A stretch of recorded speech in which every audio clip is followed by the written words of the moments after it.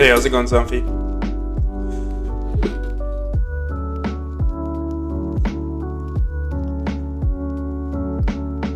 Hey, A98.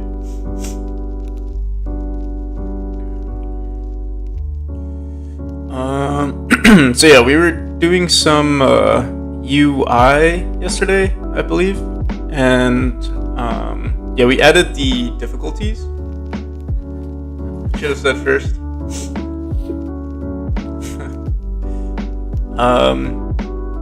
So yeah, right from the start, we need to fix our focus. Like right now, we go from restart, then down to controls, and then difficulty.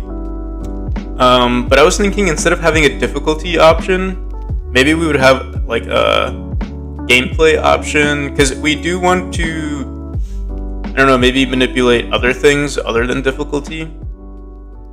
Like, I mean, we have effects and music, and maybe we would want to put like controls and all of that stuff there too.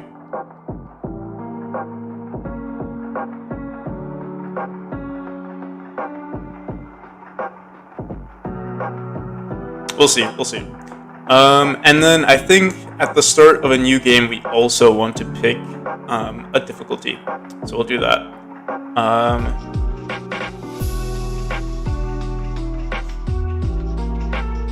Coffee? No, it's tea.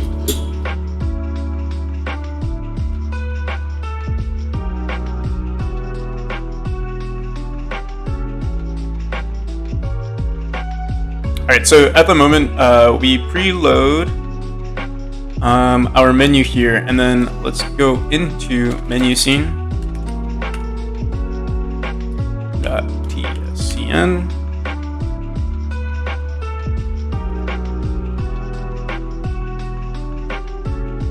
And this is our main script for our menu. I think what we'll have, I'm wondering maybe, yeah, in our menu. At the start of a new game, we go straight into main scene, but maybe before we go into main scene, we'll go into an options scene, and that'll be the difficulty scene.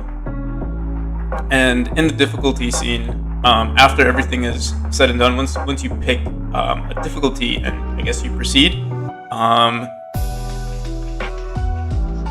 then we'll go into the main scene with the current stats.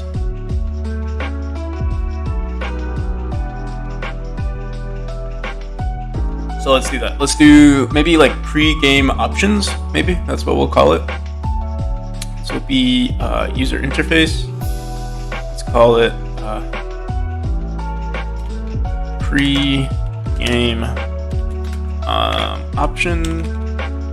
We'll call it pre-game option panel, option menu. And in here we'll actually just add our difficulty menu. So it'll just be like that. So it looks almost exactly like our difficulty menu. And I think we're going to update everything to be like, maybe, I don't know, maybe we should align everything on the left side.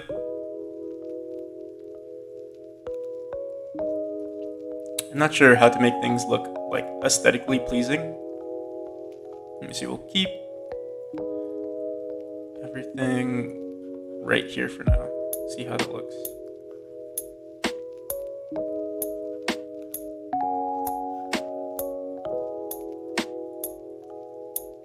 Oh, you know what would be nice if we actually put it like this. Like easy, medium, hard. So it would have to be aligned, but I think what we would have to do is grab our viewport size and manipulate each of our buttons that way. And I don't think we're going to do that today.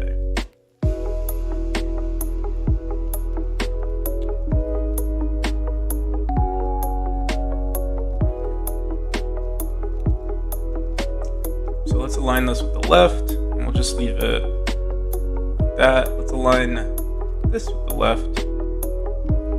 Everything will be consistent here. I think that looks fine. Oh, you know what we should have done? Oh no, this isn't the difficulty menu. Okay. Align left. Put this right here. We'll align this with the left, and we'll put it right there. I remember working with buttons, and if you add an icon or something like that, or yeah, there's some text or like a theme, I guess, that you can add. For some reason, it doesn't surround the button correctly. So I'm thinking maybe we would have to add like our own custom background to it. Just from my experience, I don't know. Maybe something changed with 3.5, but I remember struggling with that. That's why you can see like all of my buttons are just invisible, and there's no. Here, let's. We could try it. Oh, we'll save that for later. Right now we only have 2 difficulties. You know what? Let's make a third one for fun.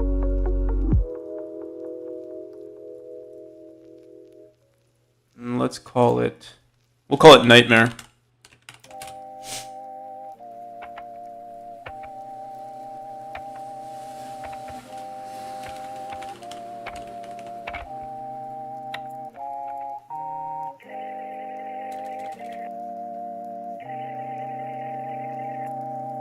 You hurt yourself at school? Oh no. What happened? How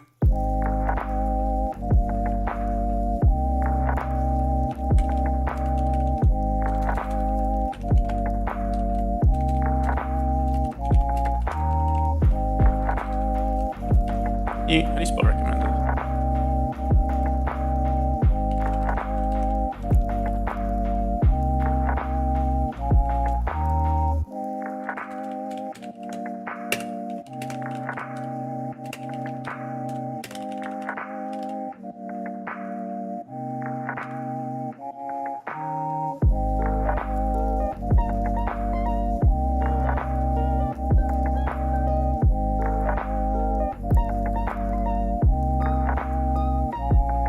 You know what? If we are going to have 3, then I would like it to be. I would love for it to look like this instead, where like it's all. Whoops. We have to figure out like how to organize these in like panels. I wonder if there's like a way to like evenly distribute each of these buttons based on the viewport. I'm sure there's a way, but I wonder if I have to make a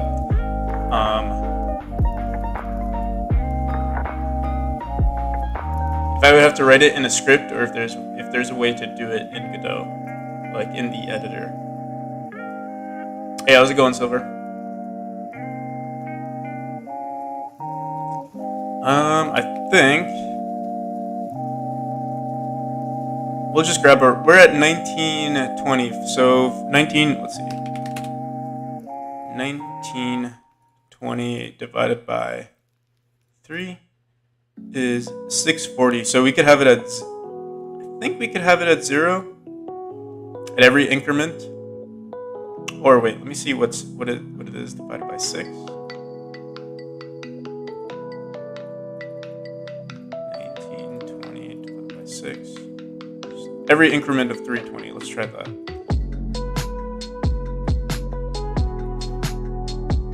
And I think we want to center it this time. And I keep going back and forth. We center it.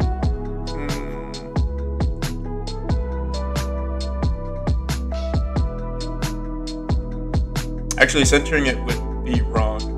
I wish there was a way to change the origin here. Because right now,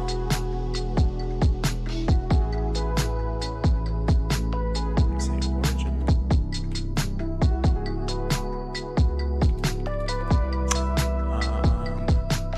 Offset. Pivot offset. Is it 20? Okay, so we can change it, but it's weird.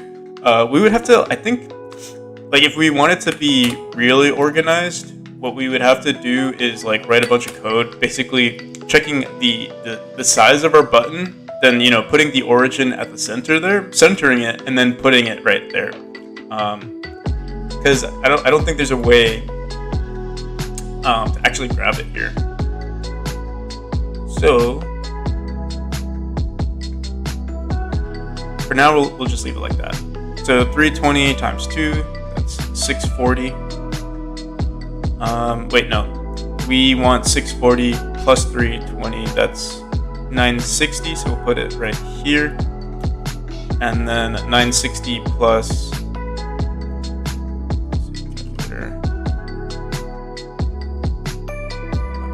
plus 60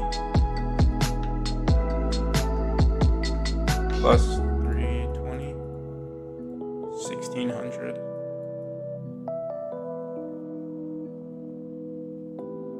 It's right here. So yeah, they are evenly distributed, but no, we still have to center it some more. Well, actually, the sizes are different. Let's try putting it maybe on that square. Let's see.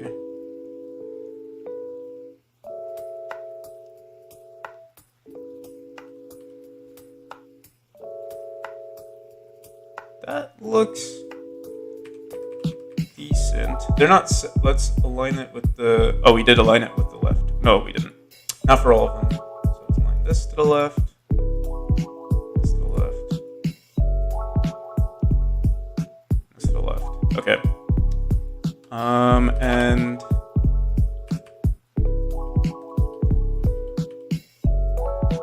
one, two, three, four, five. 1, 2, 3, 4, 5, 6, 7. Oh, what the hell? I guess because these are different sizes, it's always gonna look off. What we could do is make like little like panels like in each of these sections that could help it.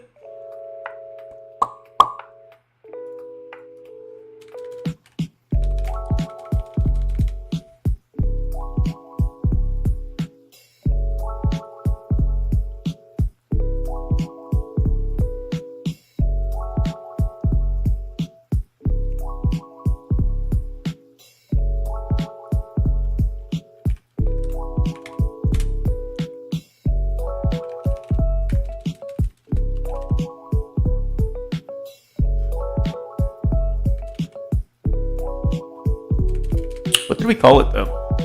There's textures that we usually use. UI, images. This one. It's a certain type of file, but I forgot the name of the file. It's in our. We have this background panel here. Styles, style boxes, default style box dot dress.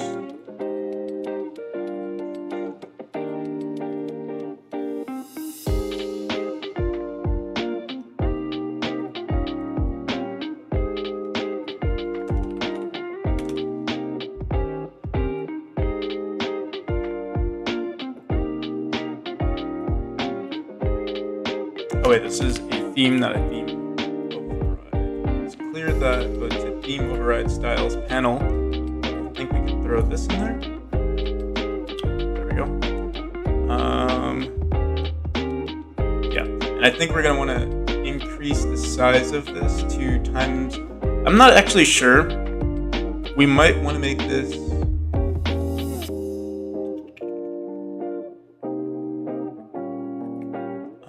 Scale.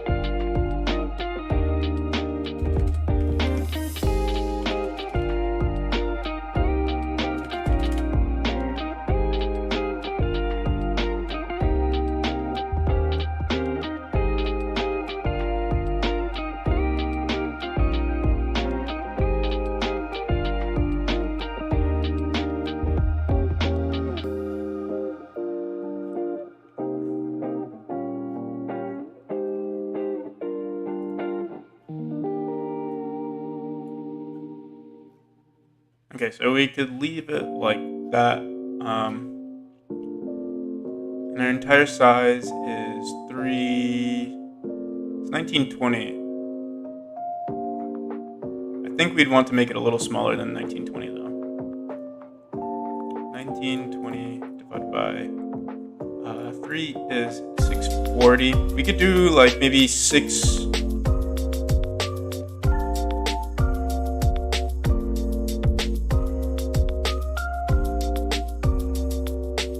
Let's just try 640, but I think we'd want to do it like maybe 1 square smaller than 640, or maybe even 2.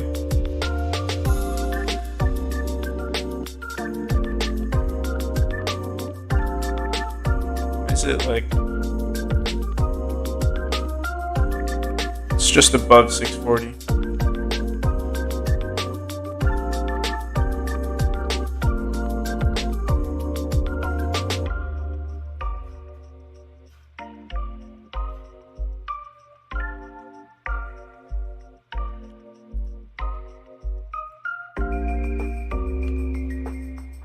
Is it because of our scale?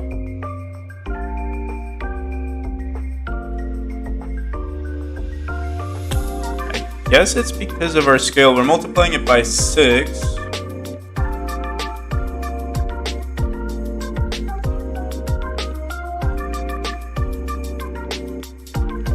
Strange.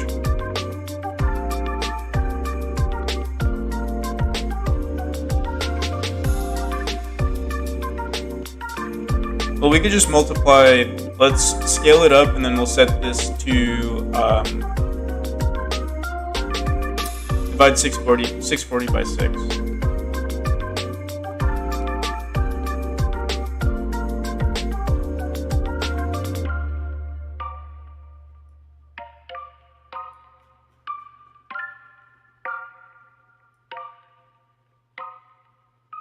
Oh wait, what? Now it's scaled up properly. Okay. Whatever, I'm not gonna question it.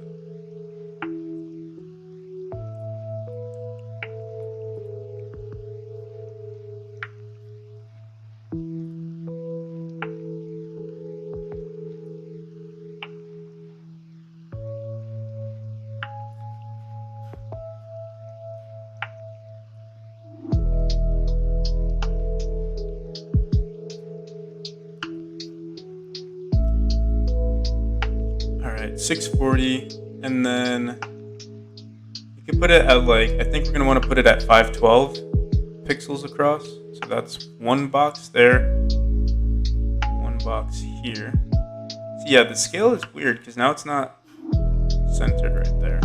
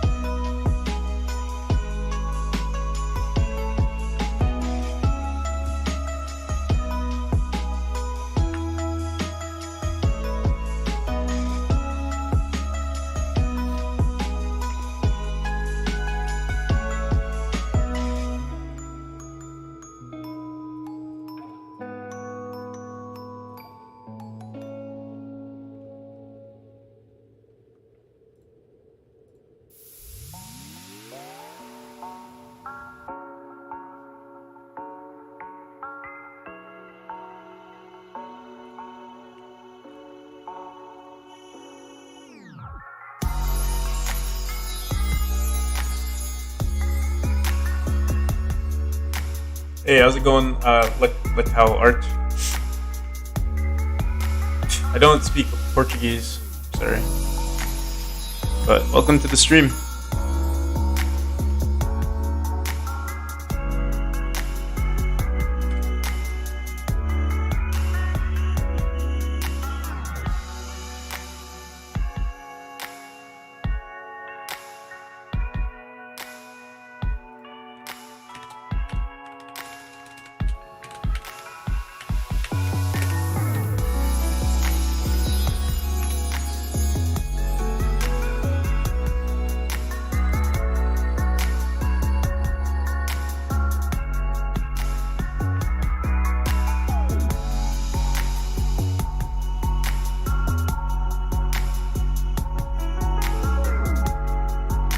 So we could try maybe adding this.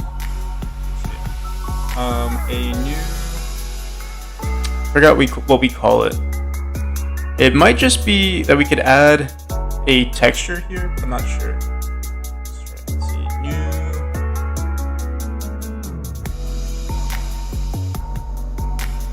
New image texture.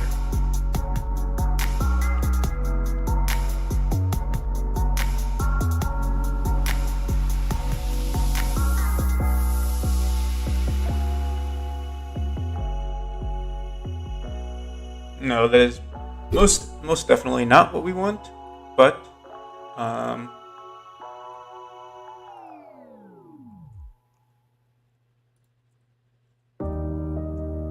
let's see.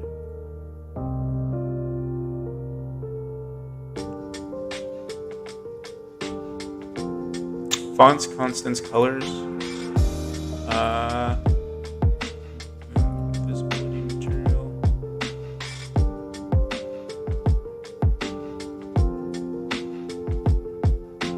Oh, wait. Let's do this again. And expand icon.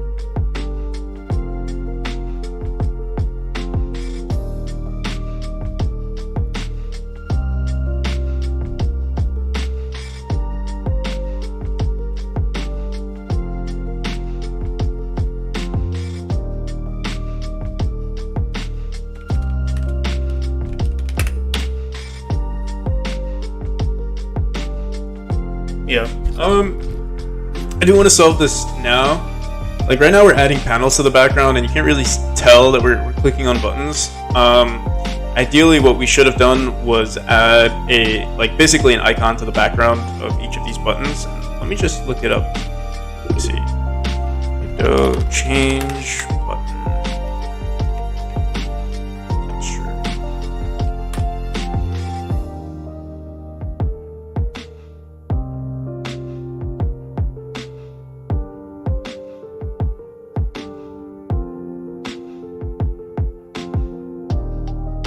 Apparently there's a texture button that has the same functionality as a button except it uses sprites instead of Godot's theme resources. It's faster to create, but doesn't support localization like more complex controls.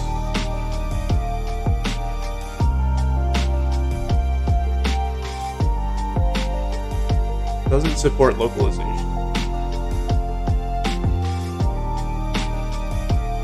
So maybe we want to use a button, but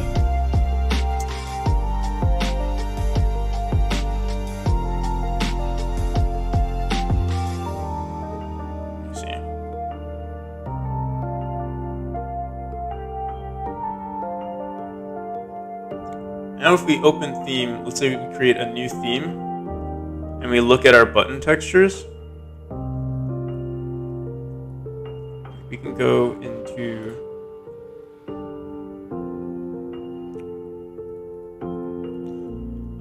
button, and I guess we can manipulate, let's see, button, font color. We don't really need to mess with.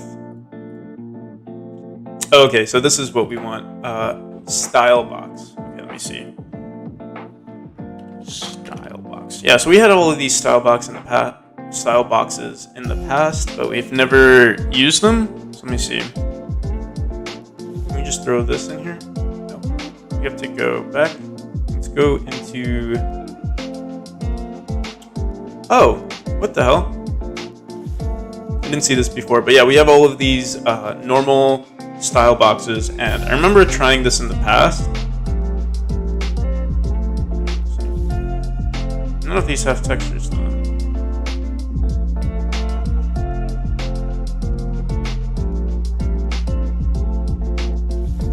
Well, apparently they do, but they don't work.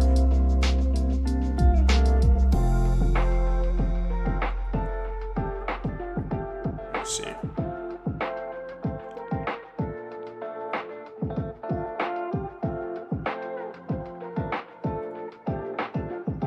So let's say we want to use this style box. We get this, but it's like, it's invisible. Oh, because we have flat set to 0, that's why. So none of them would have worked. Let's go back and test out which one we actually want. Oops. I know there was one where it's like, it's kind of scaled. We need it to scale up a bit because right now I think we're using the default. See if we can maybe edit it. Axis stretch maybe.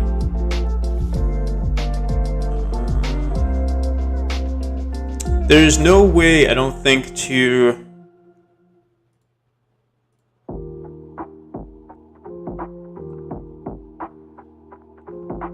expand on this, but maybe we'll keep it like this. It's not that big of a deal. Well, you know what? Let's try it. Let's just try it. Let's see what it looks like. Let's keep it consistent with what we have right here. Let's hide this panel for now.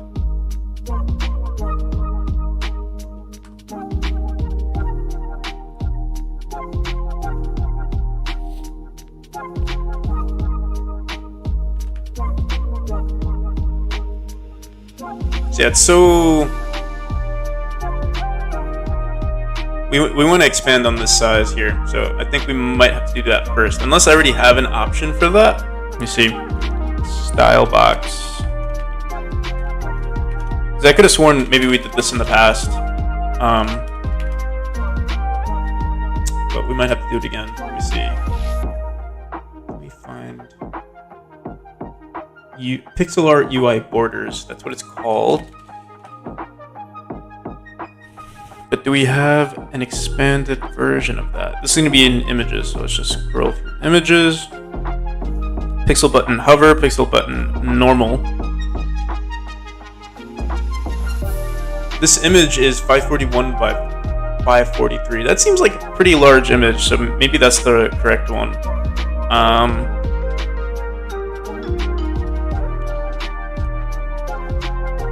Let's open it in our files. Pixel button hover.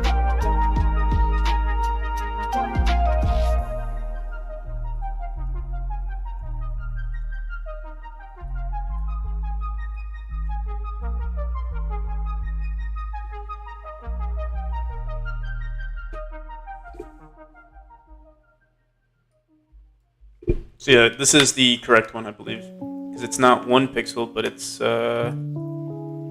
6. 1, 2, 3, 4, 5, 6, 7. It's more than 6, but yeah, this is, I believe, the correct one for our UI. So let's go back into so style box texture 1 is, I guess, what we'll try to manipulate. I actually wonder what texture this is. File system.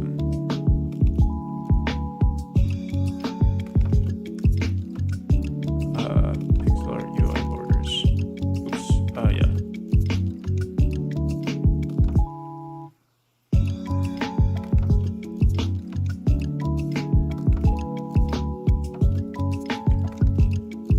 So yeah, these are just 1 pixel.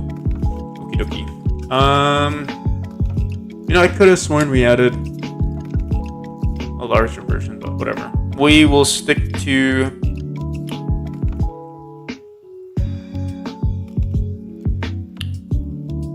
default style box. or style box. We could just create our own. So let's actually duplicate this, and we'll call this default button. And let's just say 6. Let's just say 6 by 6.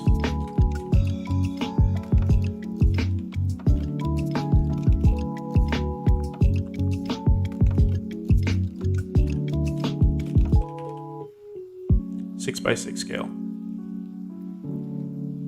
Okay. And then over here we will make a new, what is this? A style box texture.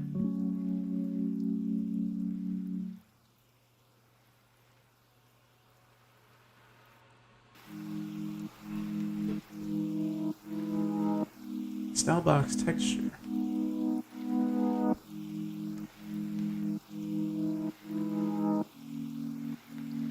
Unless I'm blind, we don't see a style box texture.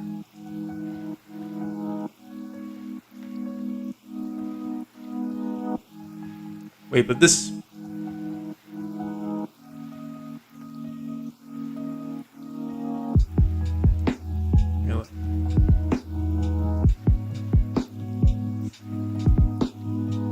Will there be GDScript modding support? Like, modding support for this game? With GDScript? That'd be a pretty cool idea.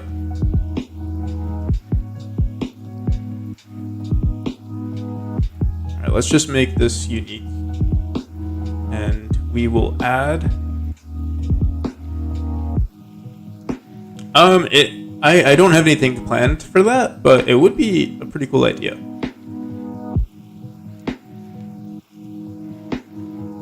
So we're gonna get pixel button normal, which is this right here. Oh, and that's cool. It like automatically set it, I think, to the correct dimensions. This is a different button, but whatever. It's just we're still testing it out. All right, so yeah, this is style box texture. What did we call it? Oops, I think we saved this in the wrong one. We wanted to open this one. And you know what? You know what's funny? Resource dialog texture default. Dialog texture.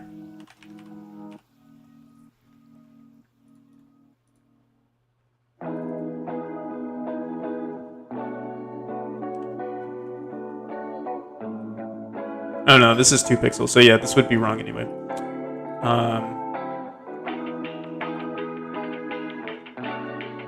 That's good. It's good that it's wrong. Then we would have just wasted our time. So let's just go back to the button. Pixel button normal. And let's throw this into our 6x6 scale here.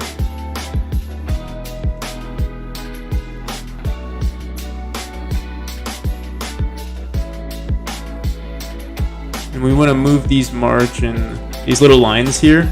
This is like what helps us determine like what are our corner pieces. So like these are like, I guess the vertice? I believe it's a vertice right here. I'm pretty sure there's a, oh yeah, pixel snap, there we go. So we want to pixel snap it to these spots right here. You guys might not be able to see, oh yeah, you can see.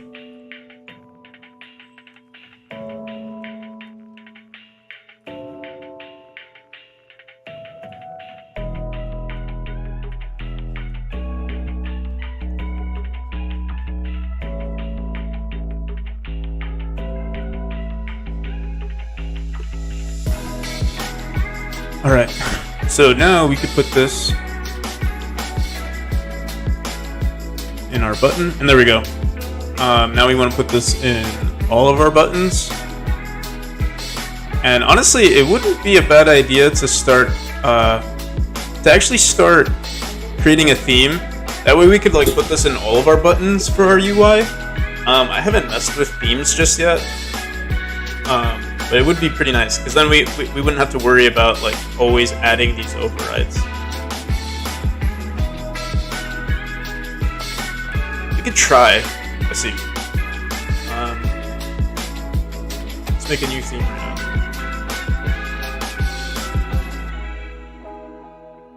Let's clear this. Let's make a new theme. We're going to edit. Is there a way to edit the name of this theme? Let me see if we save it. Okay, yeah, so we'll save this we'll make a new folder for this.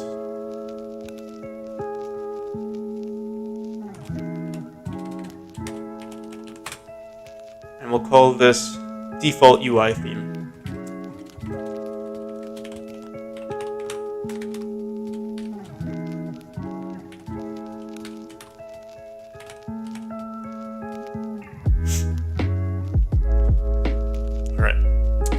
And then we'll go into here, we'll add a type of button, and let's add this.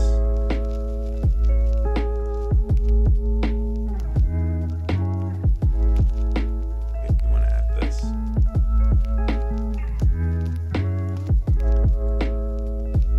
Okay. And then we also want to make one for the pressed. And like, I mean, we want to add it for everything. It's going to be a lot of work to add a button pressed, a button, well, all of these: disabled, focused, hovered, and normal, and then pressed. I don't think I guess we don't have to worry about too much about disabled.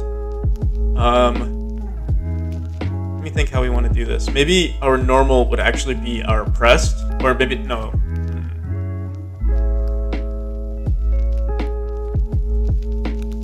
We might just manipulate the colors for now, because animating it might take too much work.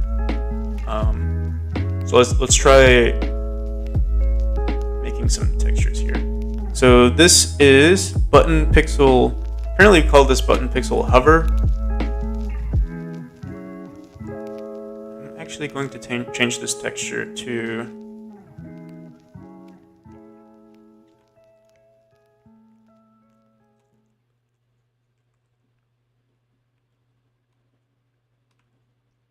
yeah, we could leave it like this. It's not bad. Okay, so this is hover. I'm gonna actually export this. Actually, here, let's do this. What do we actually want our hover to look like? Maybe, yeah, it should be white. And then what we'll do for like, if it's not active, we'll make it gray. And hover, I think, will be the same as focus. So yeah, this is fine the way it is. So let's grab our gray. Let me grab the same gray that we have in our game, which is, let's see, Afterlife, new. Let's just grab a random. Where's our furniture?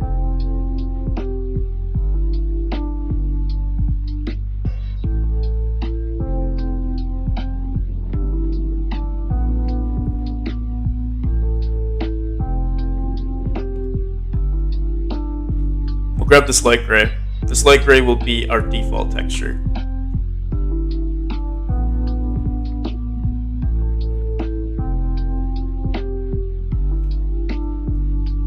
Alright, so let's export that. Pixel button. This is pixel button normal. We already have something called normal, but we're gonna override it. And I'm gonna also call it 6x6 because this is the scaled version, 6x6 scale.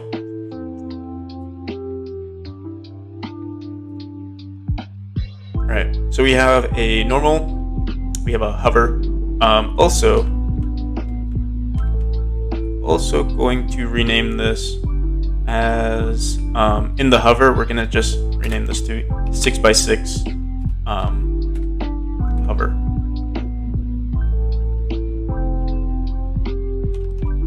Oh, 6x6 scale.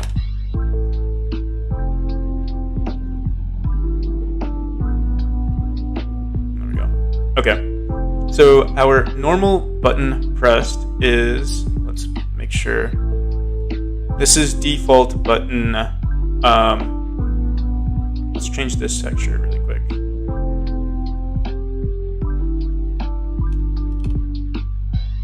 Default button is grayed out, so normal.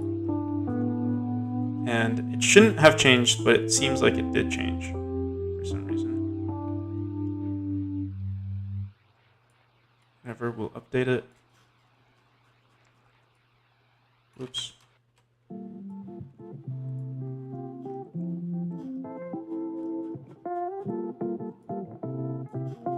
Alright.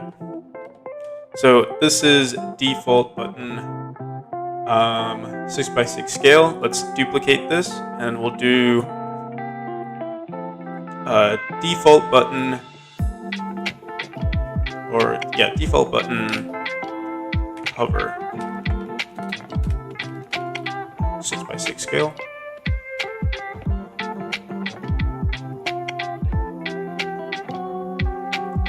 Let's make this unique, and we will put in the hover texture.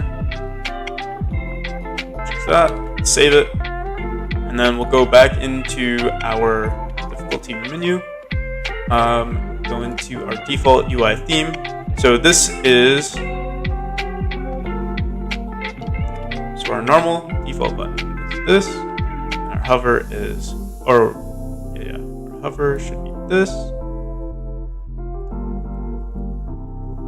And we do need a pressed animation. Maybe we could just like light it up for a split second. And also we're gonna put this in our focus is also going to be similar to the hover. And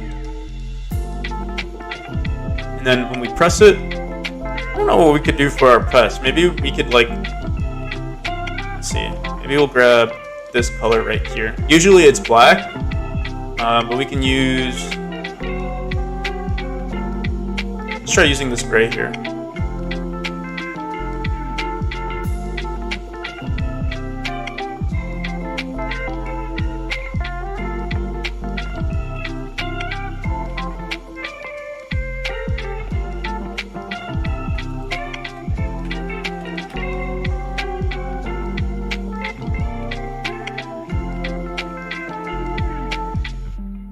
So now we can duplicate this one.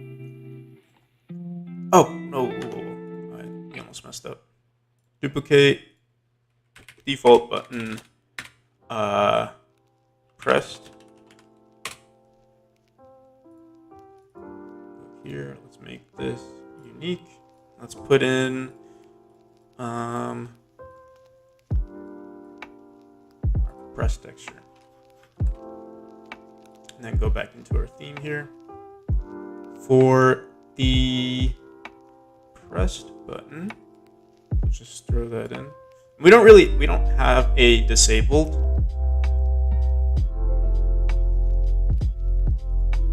There we go. Like I don't think we ever need a disabled. And if we disable a button, we tend to just hide it. So yeah, it's not too important. So let's go into, right now it hasn't changed because we have a font override. Let's get rid of it. Or theme override, I mean. And yeah, that's it. Now let's just add this to all of our buttons. We have these panels here. I'm gonna hide them for now. Let's go here to our theme.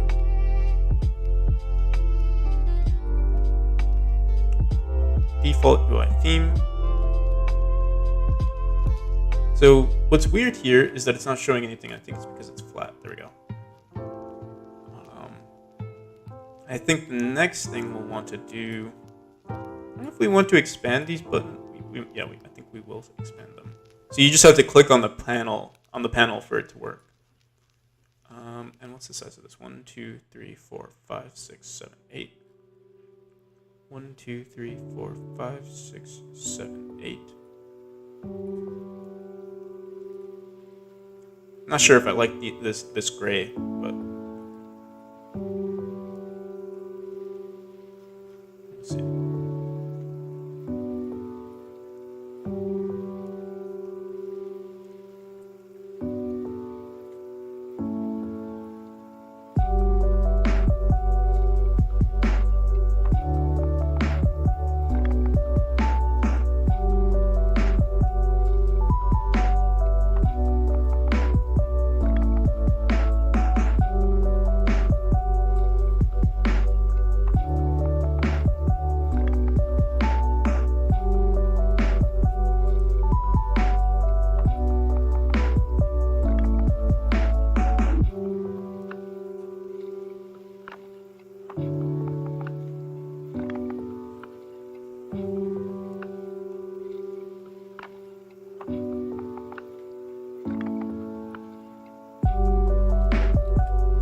we could do the same exact thing to this button here. Let's not make it flat. Let's add that theme again.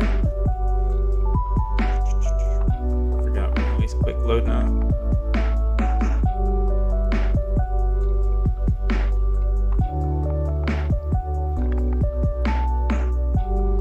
Okay, so the only thing that seems to be an issue with these buttons is that it doesn't scale like in the way that I would like for it to. So like by default, this is our smallest texture. And I think the reason why this is happening is because this texture is like really large. From here to here, I guess maybe it's incorrect. I think there might be an option though. Maybe here. Let's see.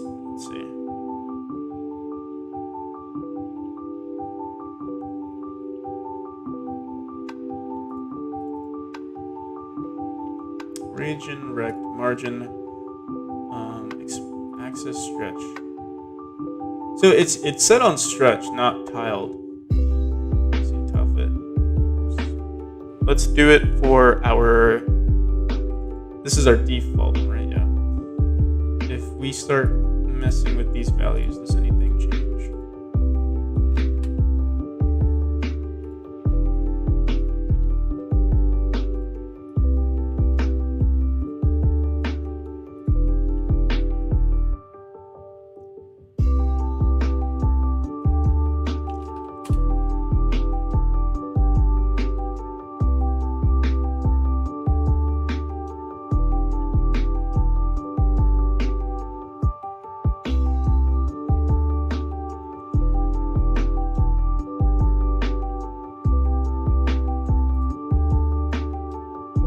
So something happened, but I think what happened was that let's look at our texture here. We set our margin to 0.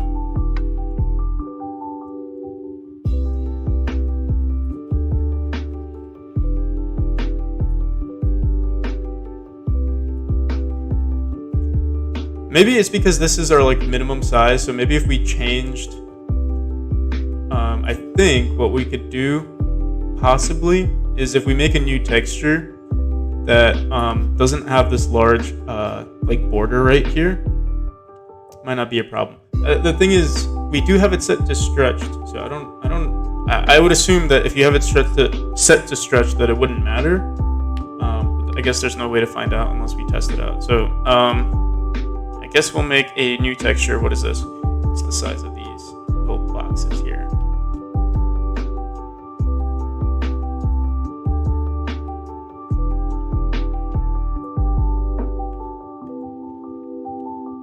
(56 by 56), or technically 54 by 54. So we would have to do like 54 by 54 plus 10 on each. Oh wait, no, 54 times 2 plus 10. Let's try that. 54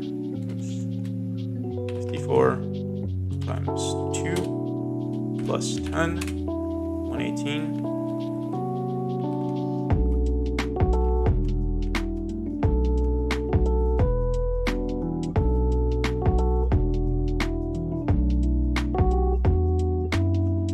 Is we'll grab each of these little sections right here.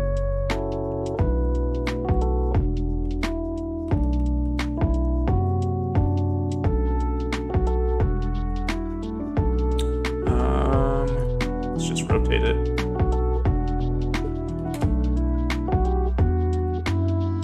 Oops, wait, let's make this none.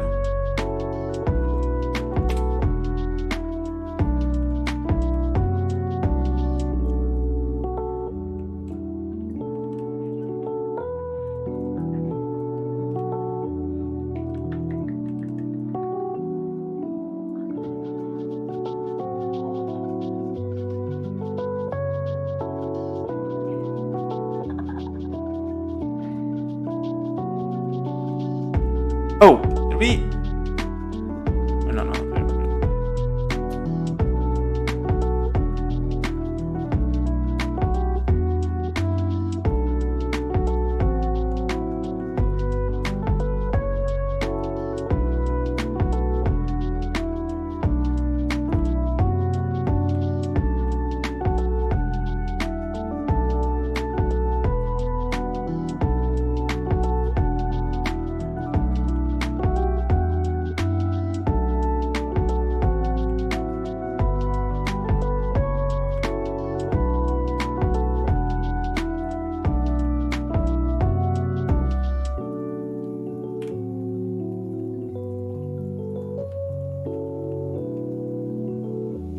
Alright, let's export this. Whoops. File export as. And we'll do. I mean, it's still technically a button. This is button pressed for now. We'll do button pressed 6x6 scale test.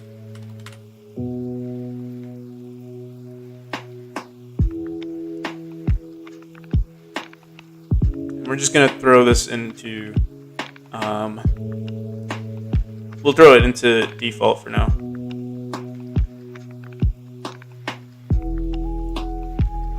Or actually, let's throw it into here.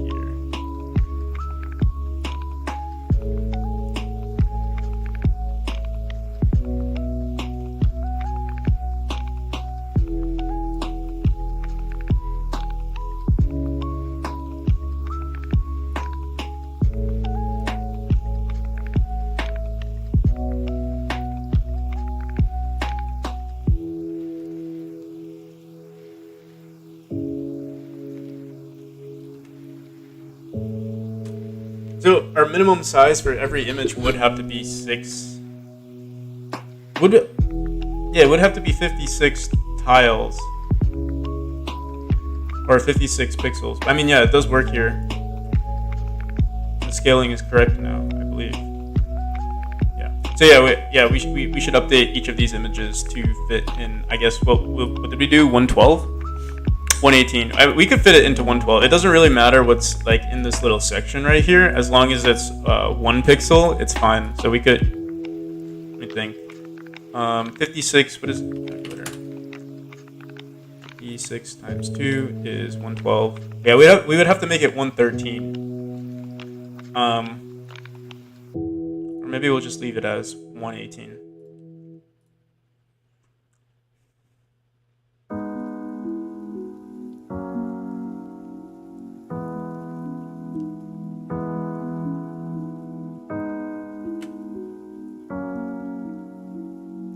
You could also just leave it like this. Alright. So now, let's go back into GIMP. Okay, so let's export this as what it is, which is pixel button normal scale. Actually, this is pixel button pressed. Pixel button pressed. No, this is pixel button hover. So I guess pixel button normal. No, what the hell? Pixel button hover.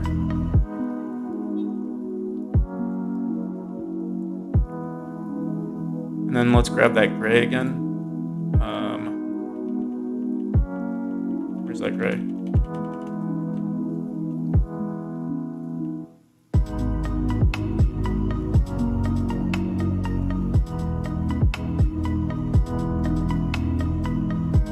This is pixel button normal.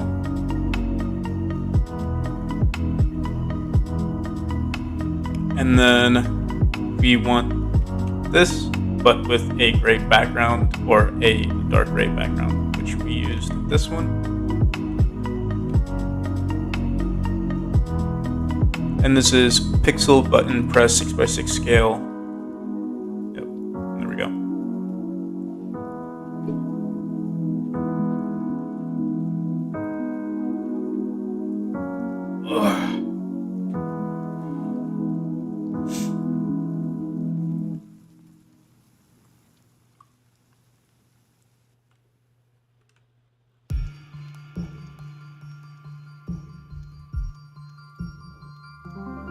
So yeah, we just have to update each of these to match here. I think if we just re-upload the texture, it'll automatically set it for us. Let me see, this is pixel button pressed, so let's just grab 6x6 scale pressed. Oh, it didn't.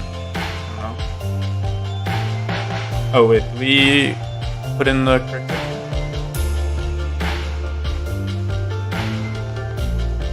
There we go.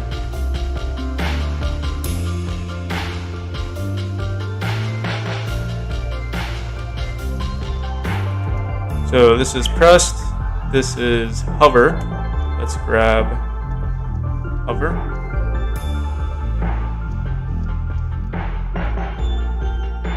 You know, technically we could leave it like this and it would work properly. For the most part. We don't really have to bring it to these edge pieces. The only issue is that maybe, like, this image is pretty large. So, like, if you have, like, a really small, like, text, like, let's say we just have the letter C or something. I don't think we'll ever have that, but if we did, hypothetically, it would look kind of strange.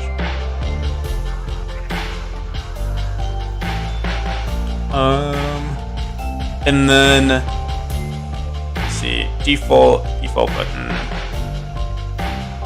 Did we do, which one didn't we do? Just hover, this is press. And, oh, this one should be normal. There we go. All right, I think we are done here. I think we need to mess with the focus now. But this doesn't have to do with our theme.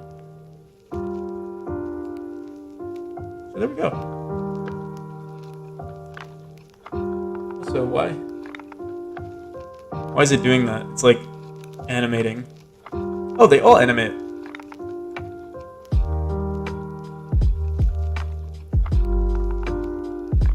Also, I don't like that gray. We'll fix that.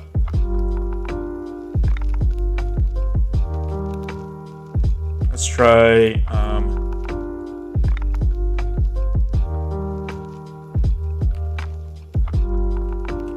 this black here.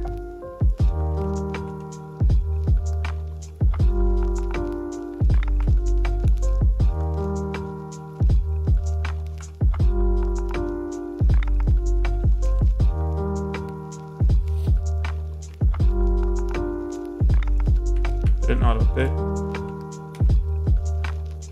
Pixel button pressed. Should be right. Let's try it one more time.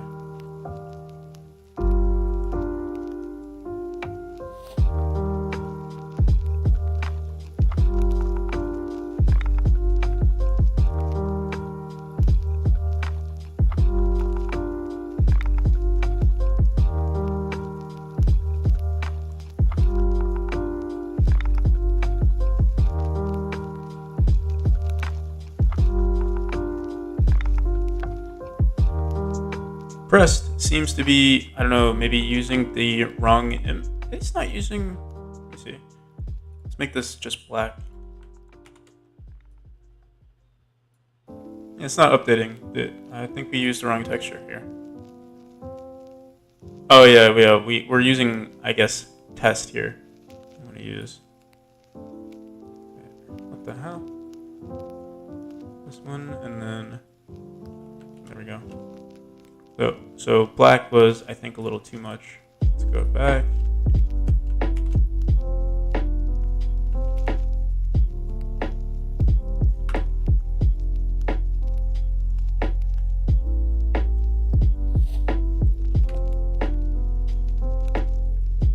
It still looks a little weird to me. I don't know. It's like bright. Why?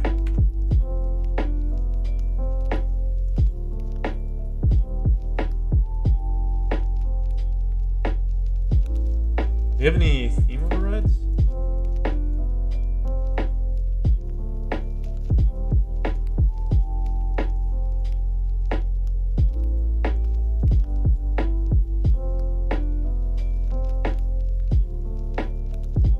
Yeah, what the hell? Wait, unless I'm just high. Yeah, it's just too bright. Oh damn, we got the bots again.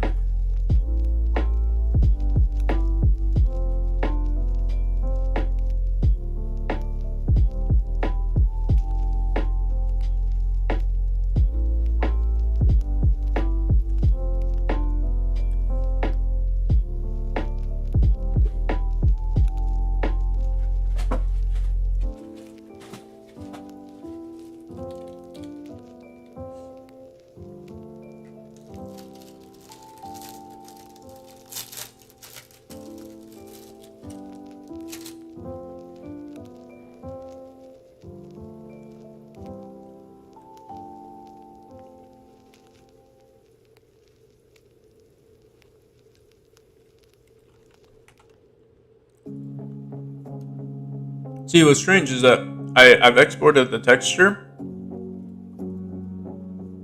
Oh, it just takes like a hot minute. But it looks like it's brighter here. Let me throw this one in, and then let me throw this one again. Yeah, I don't know why. It looks bright in this editor here.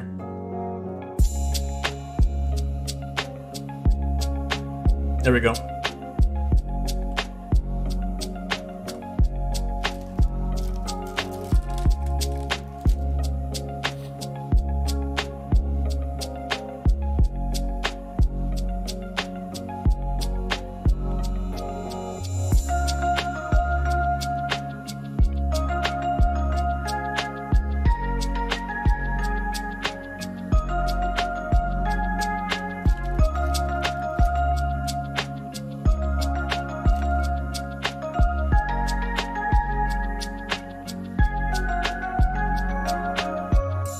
Hey, how's it going, Trev?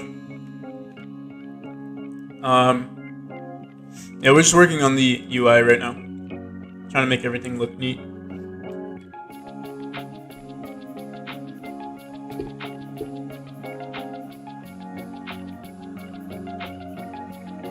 I think what I'm going to try to do is actually on pressed, maybe we could push it forward a bit. I like. We have, what is it? 12, 6 minus,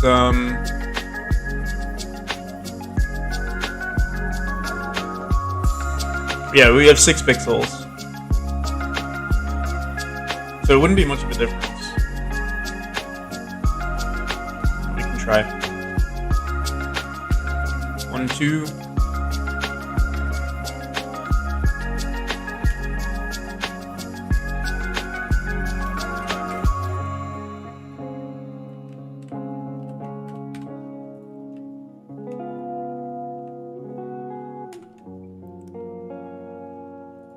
Let's see how that looks. I'm worried that these textures are not updating. Maybe they are, but every time I... Oh, whoa. That's not what I was expecting, but I think it's just because we need to update the pressed scene here. We can just push this. I wonder... Oh, yeah. We just need to bring this closer.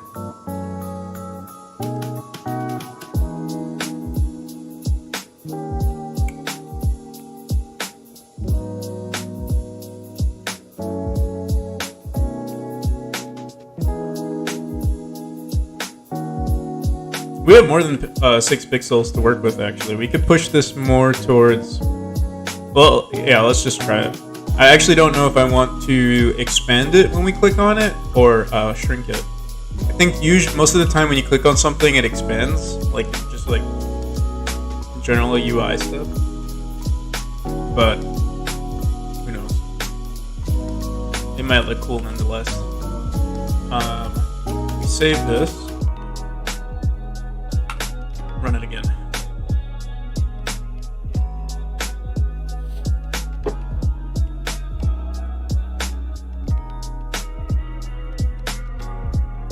So it does look like it stretches a bit.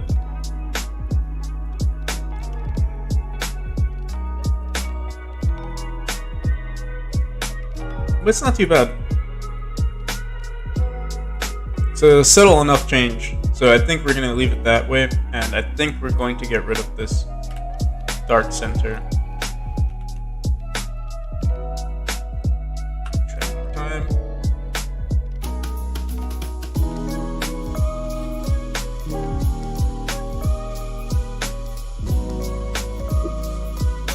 Does it read SVG images? I wouldn't know. I only deal with PNG images.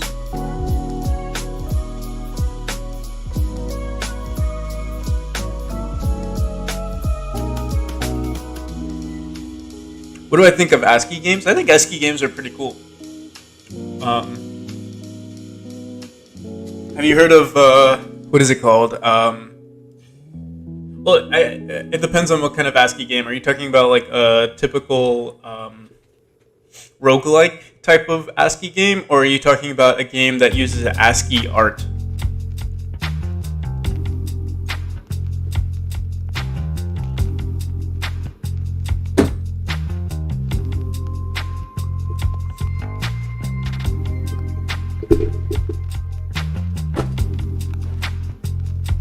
because ASCII art looks pretty cool. I'm not a fan of ASCII games too much, just because I feel like we have the technology to go past it. You know what I mean? And there are so many like roguelike clones out there that it feels like something new needs to be done.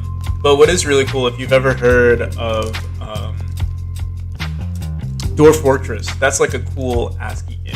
It's not ASCII art, but it's like like everything is made with ASCII.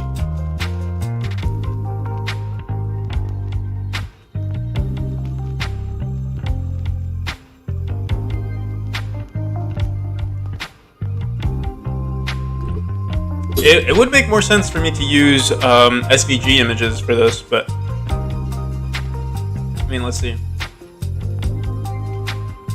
Can you use SVG?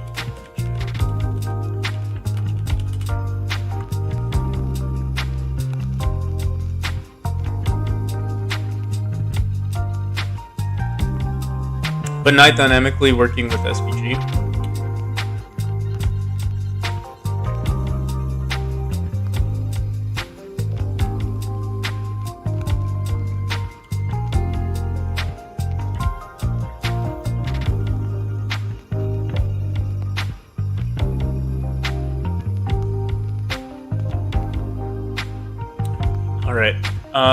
So we got our difficulty menu looking pretty good. What is this? We did have a panel and a label here. This will leave the way it is. For out. Let me see. We have theme overrides here as well. So maybe we could throw our regular button here. We would want to keep in the default button, I believe. Oh wait, nope. Hover. Let's get rid of this. Cool beans.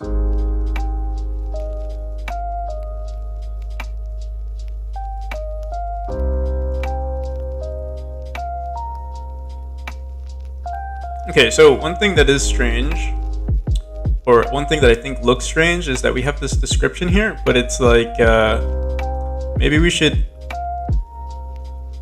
do that. And then raise them up a bit.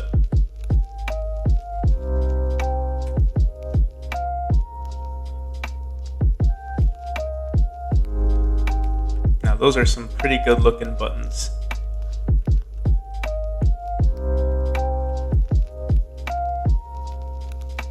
Okay, yeah. So the one thing that kind of bugs me is that we have a minimum size of like, this is our minimum size for a button. Unless we did something else, but whatever. We'll leave it the way it is. It's not the worst thing in the world. Oh, same with this. Like, this is our minimum size. Damn.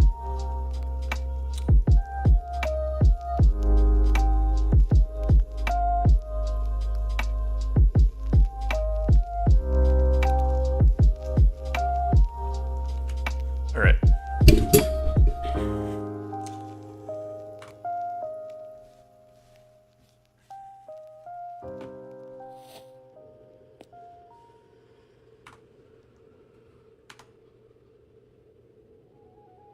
Console game, nice.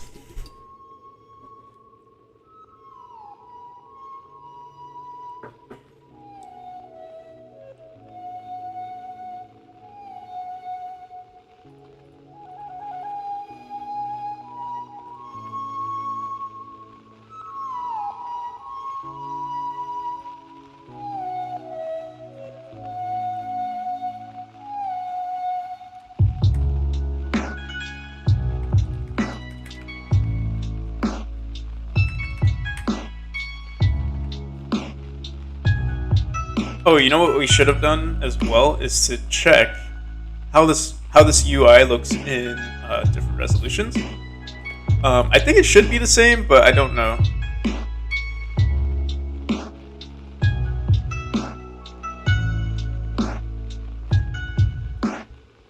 It seems like it's the same.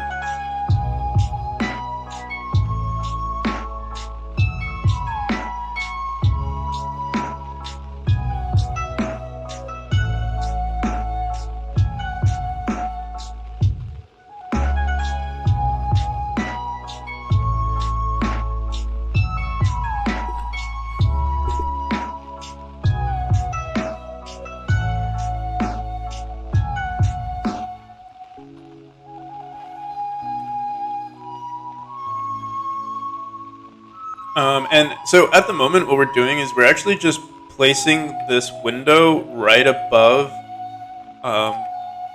the parent menu, which is, I don't know if that's ideal, but yeah, we could do this as like as our backup plan. Literally just make everything black right here.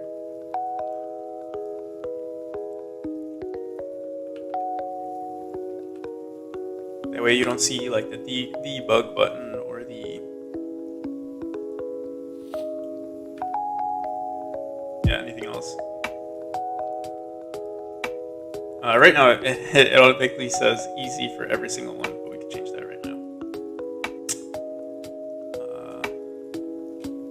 Medium.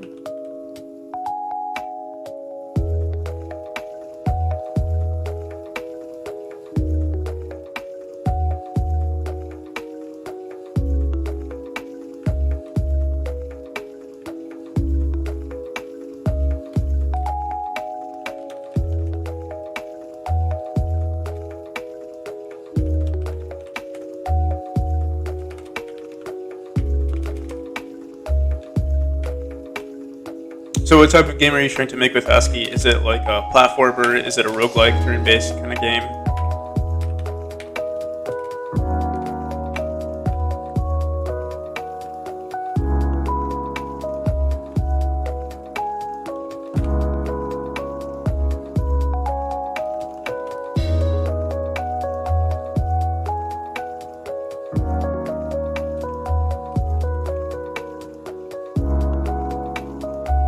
RPG, nice.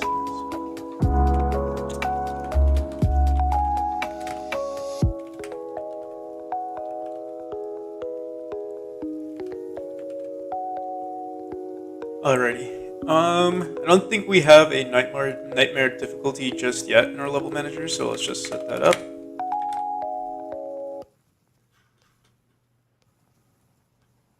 Oh, we do. Okay, cool. So now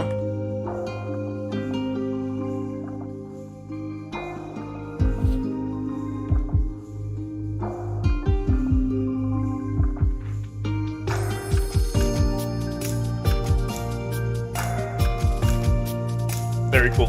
Our continue button doesn't work just yet. We have to press escape. So let's just go into here and we'll add another button. Continue.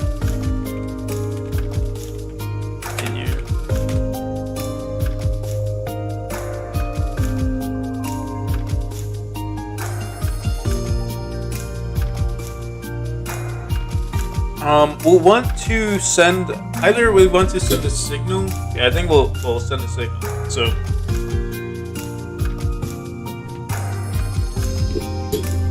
we'll say on. Say signal continue.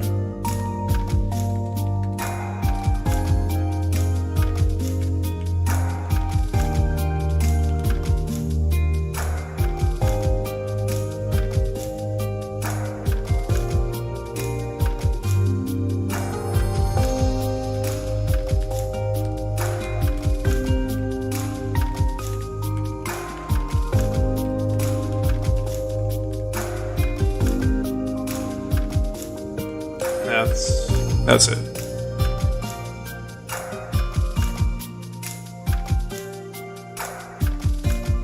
So then in our menu, all we have to do is in our main here. Oh, no, wrong one. Did our options? Oh wait, no. We started working on this, but we want to go into our options menu.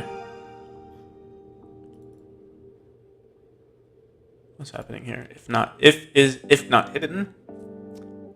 What is this? Oh, this is a script. What the hell? Let's go here.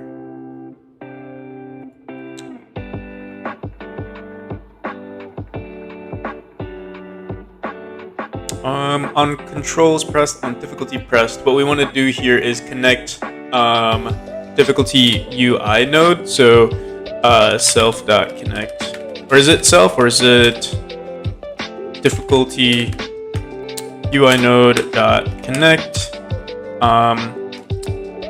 What did we call it? Press continue. Press continue with self, and we should have like a function that says like close UI, but we don't have that just yet. We'll add it right now.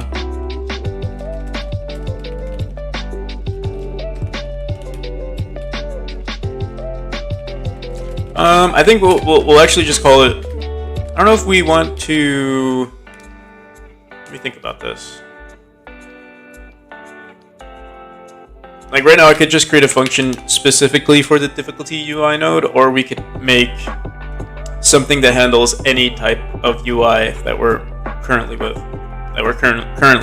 dealing with. Close current UI.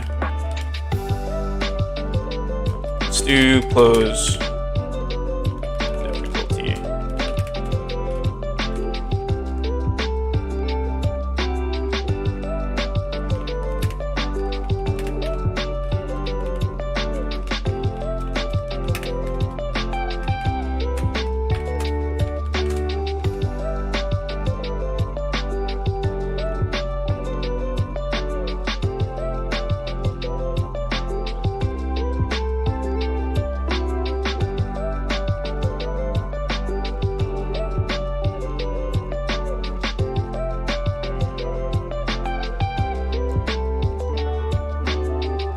What we could do actually is we could just say close UI, and over here we'll create a new variable called closed UI. Close current UI, or close sub UI is equal to true.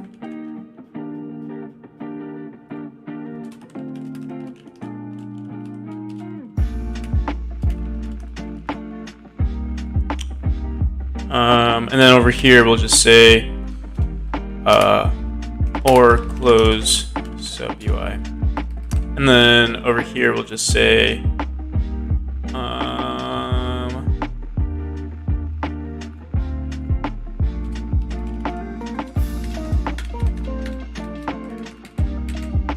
we want to do this only if one of these is not equal to true. So yeah, we'll do it here. Close sub UI is equal to false.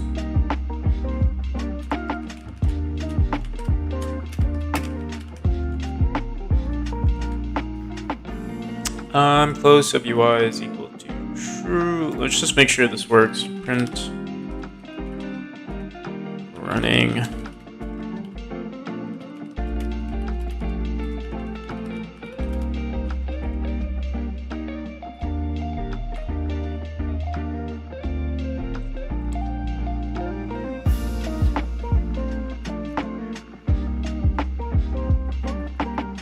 Nothing's happening just yet. Difficulty node dot pressed continue self UI. Oh.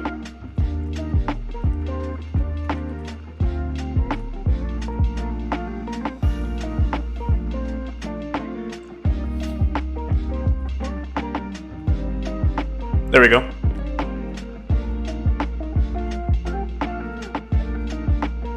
What is weird though is, let me try this on the Xbox controller.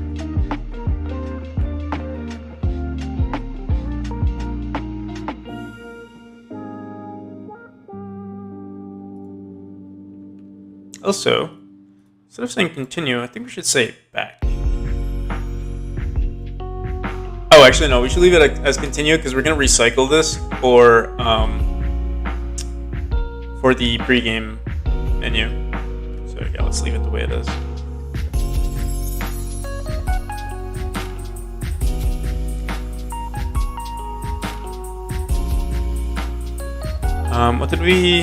What was our issue? Oh yeah, let's try this with the Xbox controller really quick.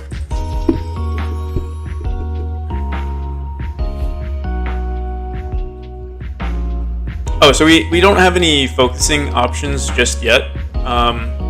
for the controller. Let's see. I mean, let's see how we do it for our options menu. I think in the ready function, we just say grab focus or something like that. Focus. Set enabled focus mode is 0. Current button dot grab focus.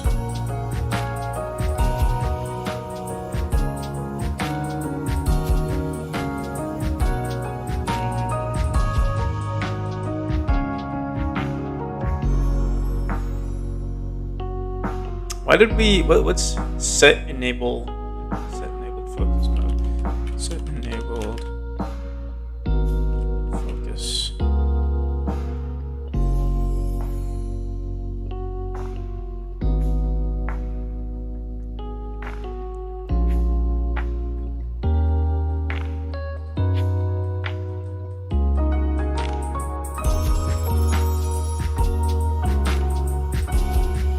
Appreciated. This property has been deprecated due to redundancy and will be removed in 4.0.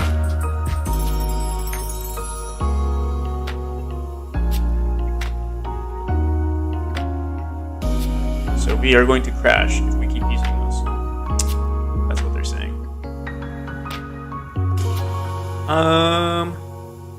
But whatever.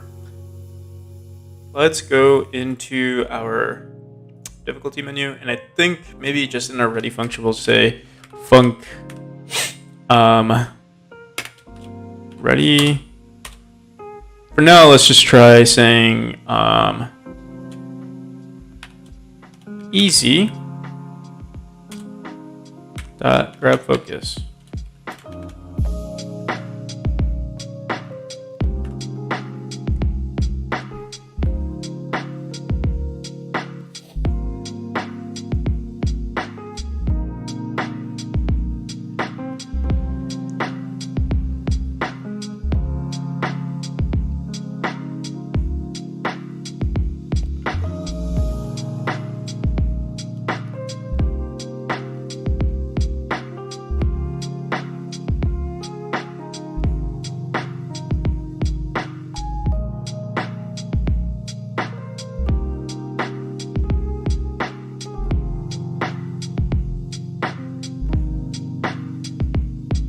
Wait.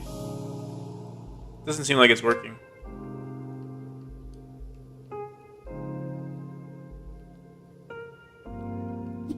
Well, this is slower, but on Nightmare,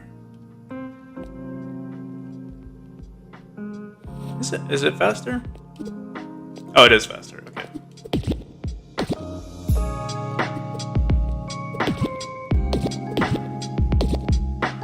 Cool beans.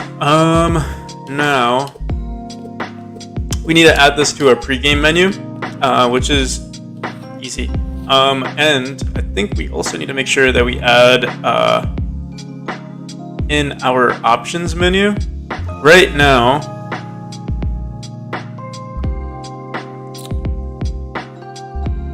in difficulty, for restart, the next button, I think there's options to select, like what's your neighbor? Yeah, like right here for focus. Right now it's set to controls. We should change that to difficulty. Honestly, what we should have done is iterate through each of these buttons on the ready function and basically say it should follow the same order. So like restart. I wonder if I just got rid of these. Maybe it'll fix my problem automatically. I hope, because I don't want to. If I delete them, let's just delete the first three and see what happens.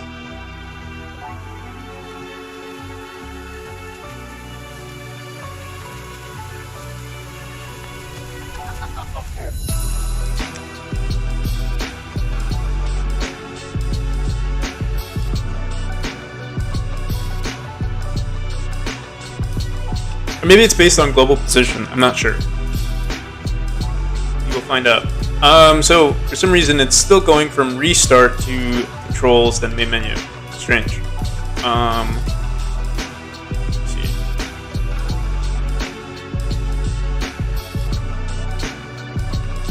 Let me just try one more thing, because we didn't set any focus for our difficulty menu, so yeah, it works perfectly fine.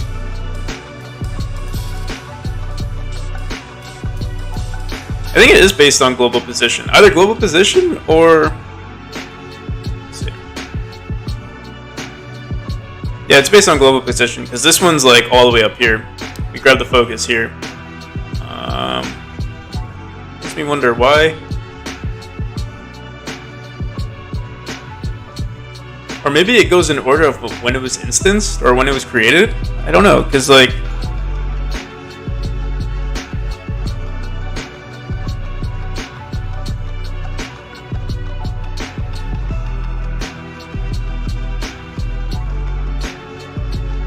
Very weird. I mean, it's not a big deal, but...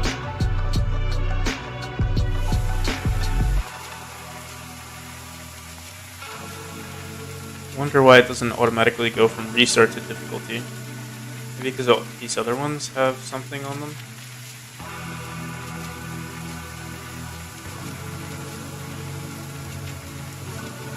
Alright, neighbor bottom is difficulty.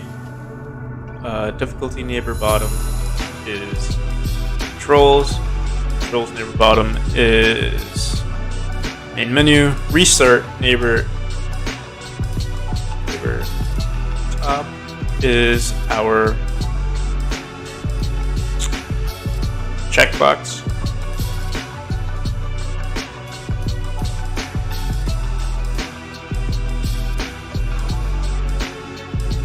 There we go. Okay. I think the next thing we want to do, really quick, since we're already here, is let's try adding a theme, the same theme that we made earlier to this button. What do we call it? Default theme? Or actually, I think we can quick load this.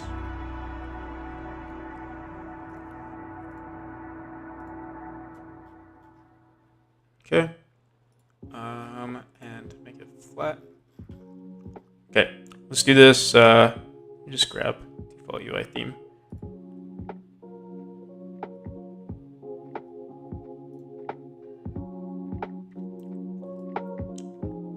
Where is it? Where is it?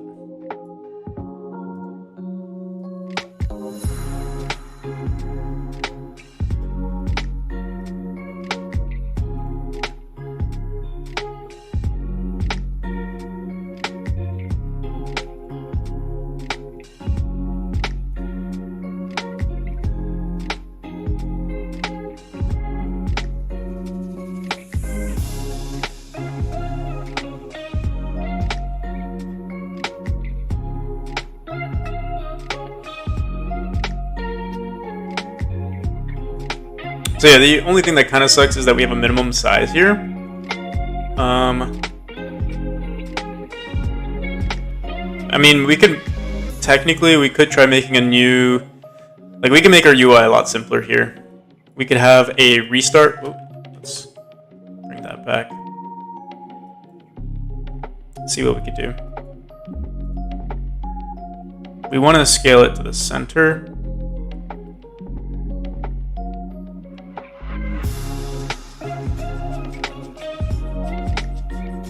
I don't know if that's the center.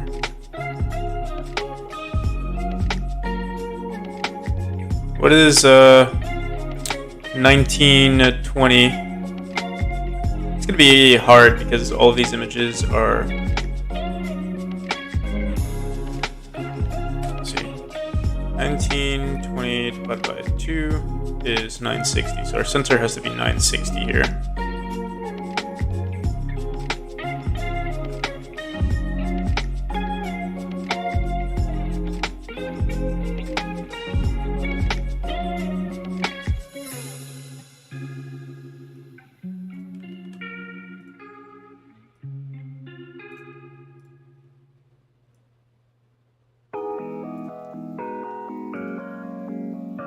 And I think what we want to do is maybe we'll shove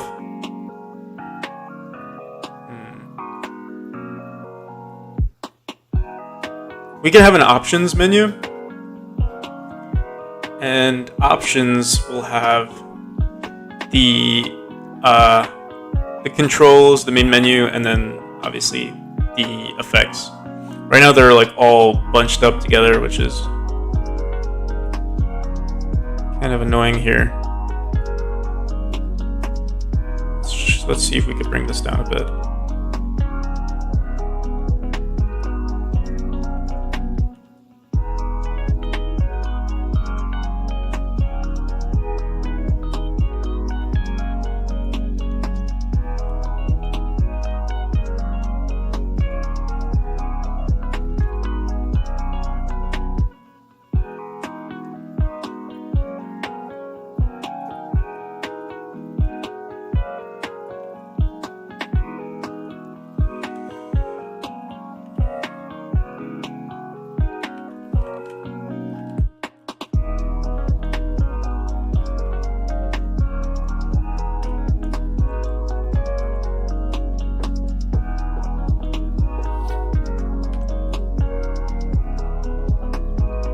Cool. I wonder why. Oh, okay, so when we are in, because our controller grabs the focus of the first button. Oh, this is very neat. I like the way it looks. Focused.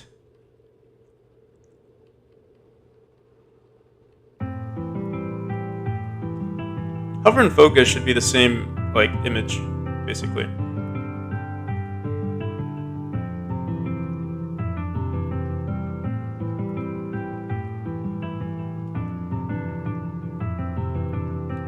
We should add some sounds to this too. It sounds so, well, there's no sound.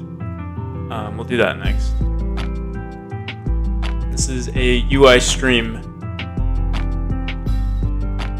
Most people don't like UI. Honestly, I'm starting to like it. I mean, this is kind of, it's pretty simple stuff, and our UI doesn't require too much work. It could get more complex, but I don't plan on adding too much. Like, you know, there's going to be maybe the effects and music was like the most annoying, and I think we still need to fix that a bit. Yeah, for the most part, it's been pretty simple. Like, we should put this debug button in an options menu, and the options menu would hold the effects and music. Let me think. What were we trying to do? Oh yeah. In our theme, let's just click on one of these buttons.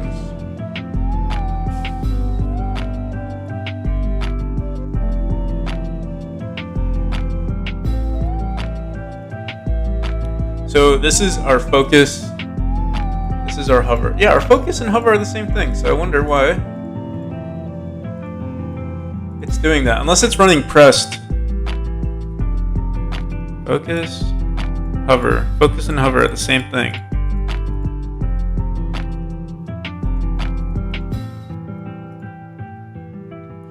Let me see.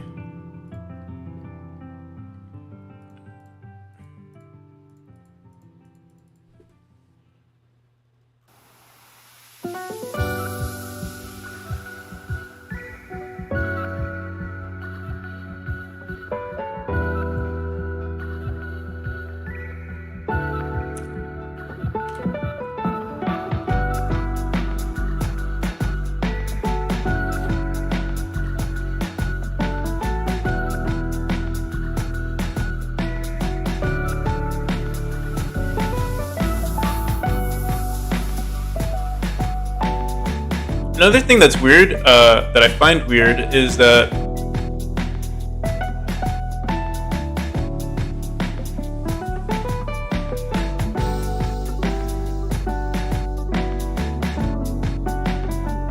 like I don't have a version that has a gray background and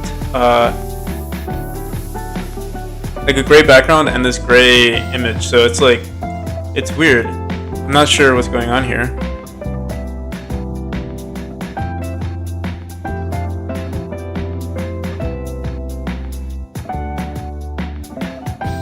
Unless maybe we did put a gray background on one of these images. Let's see. This is under UI, I believe.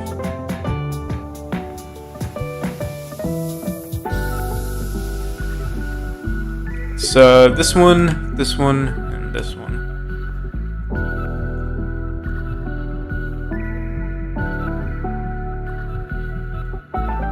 Yeah, there's none with a gray background. Very strange. And there's no way to see.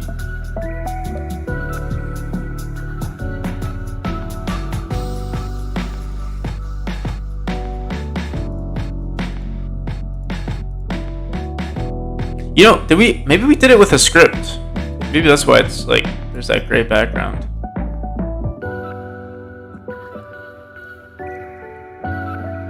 I don't think so.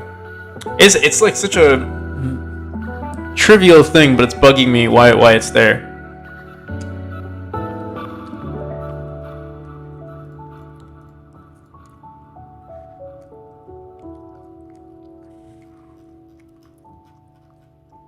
Hey, how's it going, Skull?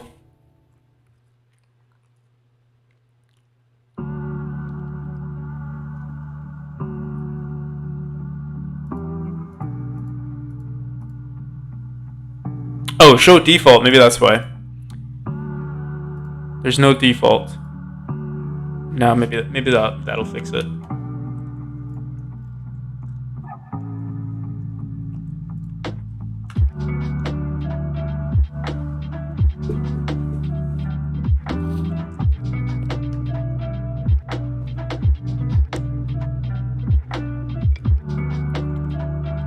Yeah, so strange. I don't know, man.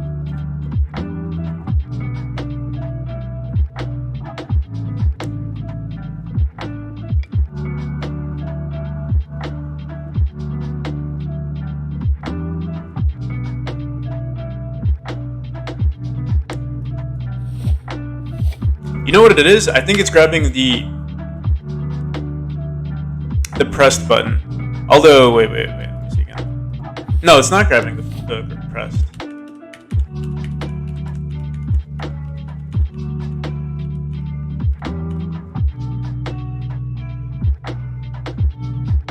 But you know what we should do is, if it is hovered, if the image is hovered, we should also grab its focus.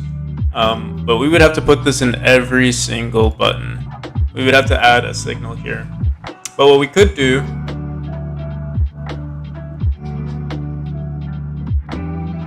Wait, is there an option for hover? Button up, button down, toggle. Mouse entered. On mouse entered, we could say grab focus.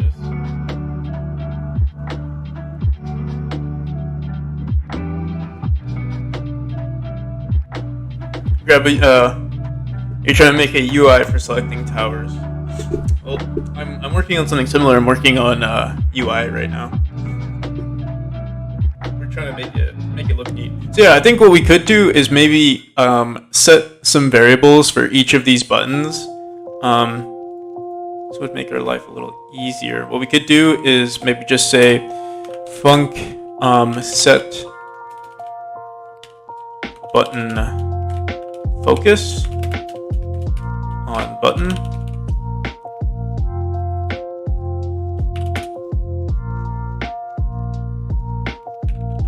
Wait. Maybe not. I mean, I just don't want to add a random function for each of these. Is there a possible way to add the signal without having to do it through here? I know there's a way, but I wonder how difficult it is. Let's see.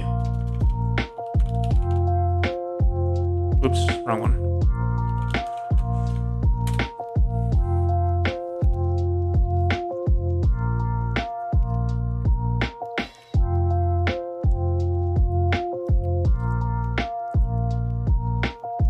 Oh, there's also colors. Maybe that's what's messing with us. Font color. Well, it's not font, but it's style. Style box focus. This is what we were using. Hover, disabled, pressed. I might just ignore it for now.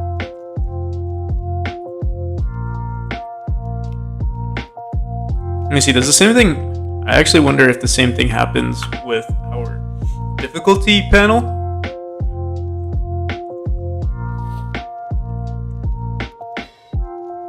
So it doesn't happen with our difficulty panel. So yeah, something's just wrong with our options menu. I'll figure it out later. I wonder what could be the issue. Let me see. We are grabbing the focus. It's like it's as if it's like disabling the button, or it's setting hover to the first object here. Let me see. In our ready function, we don't even do anything in our ready function. So yeah, I think eventually we're just gonna rewrite this, or maybe let's look at our inspector here. Pressed button mask. Enable focus mode. Keep pressed outside. Do we do that? Keep pressed outside. Maybe that's the issue. I don't know what keep pressed outside even does. If true, the button stays pressed when moving the cursor outside of the button while pressing it. I mean, we're not...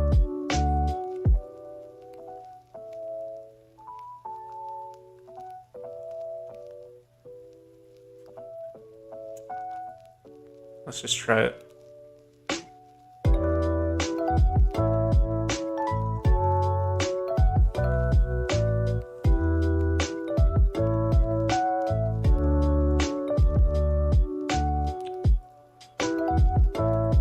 What am I trying to do?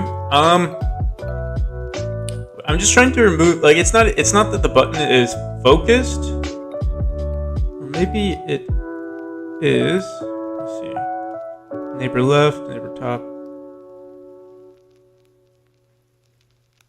It's as if the button is clicked when we first instance our options menu. It's like such a minor thing. I think if I just delete all the buttons and remake them, it'll be fine. Yeah, so you see here, this one is gray for some reason. It's because it's our focused button. So if we go down here, it looks like that. But then if we go into difficulty, it doesn't happen. It's like this gray version. And that's what I was trying to accomplish. Because that's what it looks like when we go here. If I use my mouse, that's what happens. So I don't know why it's gray there. Oh, wait, maybe we have a texture override or something going on there. I don't think so, but... if it's not, then I'm just going to ignore it for now.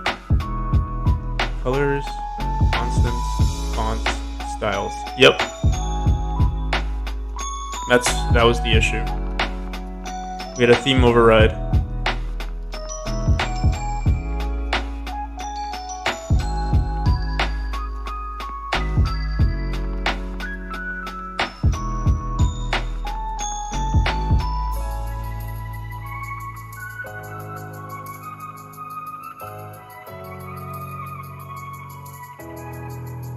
There we go.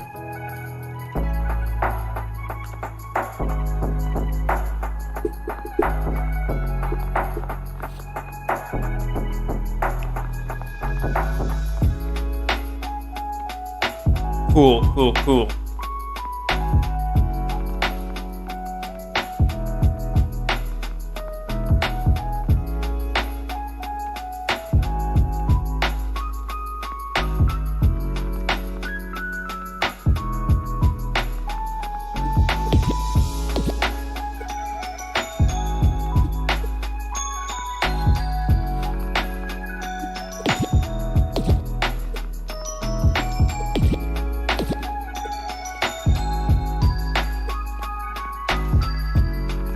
Thank you. Yeah, I'm trying to like trying to polish it right now. We're gonna add some buttons too, like some satisfying clicking sounds, maybe. You know.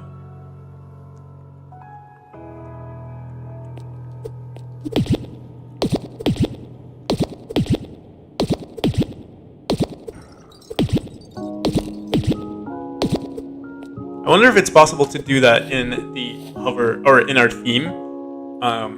Maybe not. But it would be cool if we could add sounds to our theme. Let's see.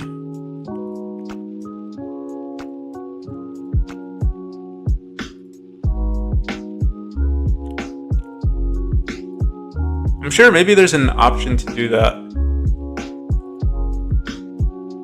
but I wouldn't know. Yeah, I've used BFXR. BFXR is pretty good, but I am trying to have BFXR is like 8-bit, right? I want to make like yeah, like custom sounds, or like at least 16-bit, you know. I'm sure we have some sounds too.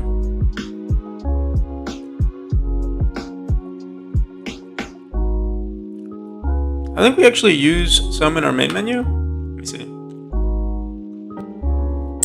Yeah, we have this sound right here.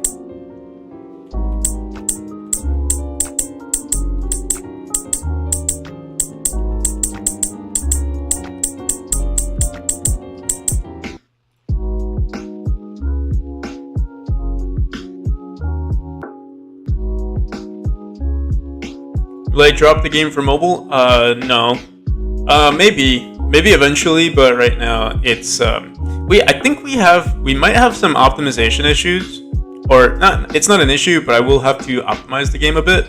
That's what I'm gonna do. I plan on doing that relatively soon. It's like at the so we have our game already done, or the demo is already done. So now it's just a matter of polishing the UI, making the game easier for people who are not used to the gameplay, optimizing the mouse input, optimizing maybe we want to add keyboard input or key bindings, like manipulating key bindings. And then after that, that's when I'm going to start optimizing the game, and hopefully I'll test it out on mobile and see if we can get us to run on mobile, then we know that our game is good. I know some people have had issues running the game, but no one's really explained. Like every time someone tells me that they have an issue running the game, they can't really go into details. So I need to figure out. Like I tested it out on my weakest laptop, and it seems to work. So that's kind of like the standard. So I might set that as like the minimum requirements, but yeah, I should test it out on some more laptops and see what could be our bare minimum for this game. What I should do it maybe is try it on my Raspberry Pi. I feel like it won't work on the Raspberry Pi, but we could try. Yeah. Okay. What's next? Oh, so now what we want to do is make a pre-game option menu. And what we're going to do is connect this signal to continuing the game. So let's go here.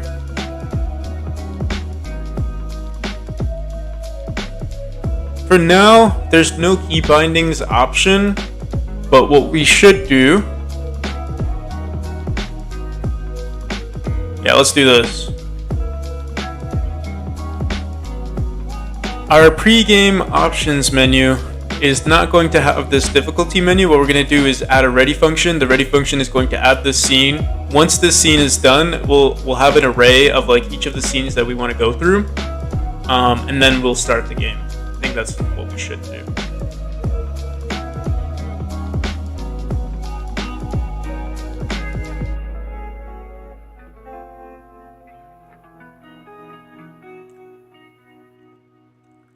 Yeah, I don't know. I got two messages from someone, or two messages from two different people saying the game is laggy for them. But they said that they had 2 gigs of RAM, or like that's I don't know their specs, but they said they had 2 gigs of RAM, which is like pretty low in this day and age. I mean, I feel like maybe I could have optimized my game a little bit more to like run for low spec computers, but I just haven't because I don't know. It runs on my computer, and I feel like I have a relatively bad computer, so yeah, I don't know. We'll have to see. It definitely can be optimized. It's just that optimizing this game would take, another 2 weeks or 3 weeks to get done.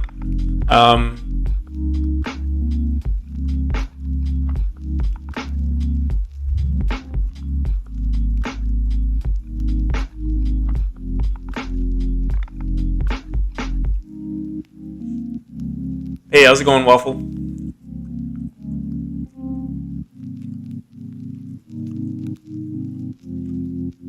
The stream is going good. We are making some progress on the UI. I can share it really quick, show you what it looks like.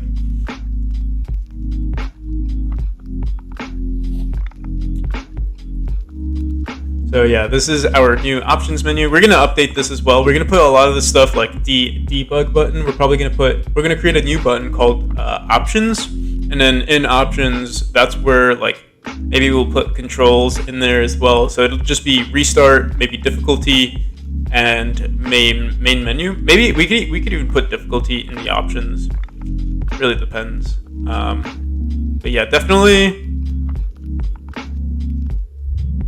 We'll see. But yeah, and then right now we have our new difficulty options menu, so you can select easy, medium, or hard, or nightmare, and press continue, and the game is harder. Or if we want to play on easy, just press easy, continue. Now the game is easier. But now what I want to do is in case people don't see this menu, sometimes I don't know, maybe you don't press escape or something like that. We're gonna put this in right before you start the game. We're gonna start this pre-game option menu, and yeah, they'll be able to see what they want to do. So I think what we're gonna do for our pre-game's options menu is we're gonna have like an array of like menus that we want to showcase to the player. Right now, it's just going to be the controls and the difficulty. So let's do. I don't know if we want to maybe have like let's do something like var menu queue, or maybe we could do something like we'll call it menu queue.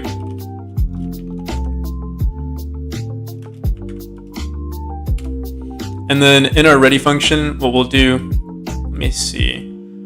We'll need to have a path to our difficulty menu.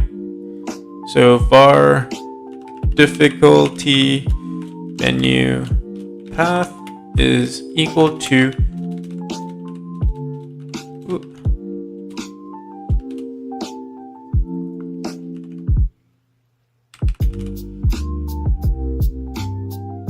that, and then just realized like we don't see much. And then var what is it? Controls. It's not really a menu, but it's a panel. So maybe we'll call this difficulty panel path. And then we'll say difficulty.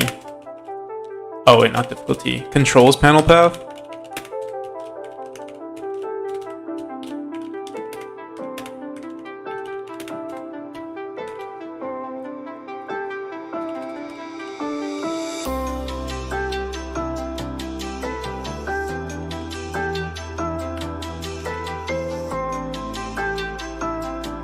And we want to save this in, I guess, the UI here. Pre-game option menu. Alright, so our menu queue is going to be... I think for now we'll just do it in terms of like...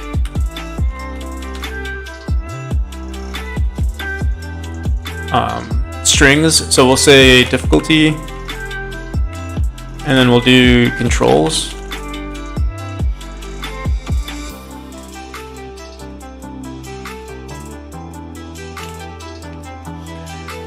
And then we'll have another function that says, I don't know, like run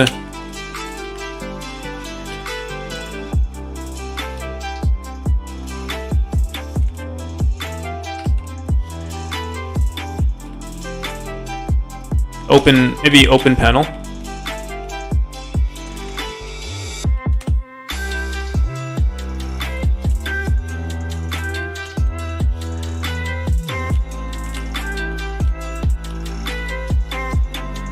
So we'll do that, and then we'll say add. We could say, let's say temp. We could do temp panel,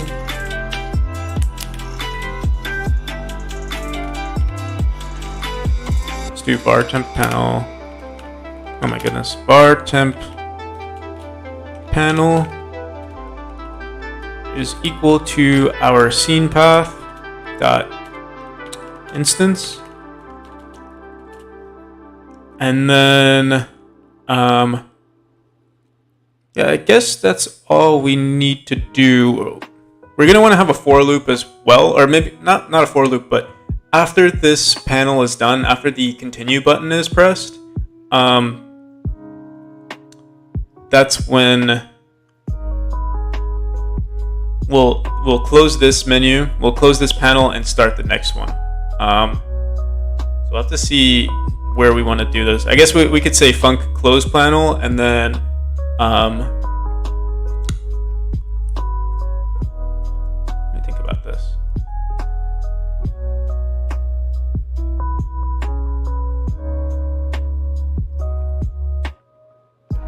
Yeah, we could say func select next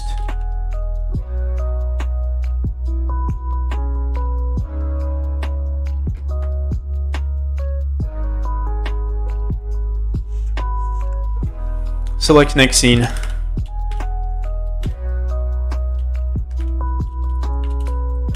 And what we'll do is we'll just say open panel of how do we want to do this? We'll want to have a queue as well.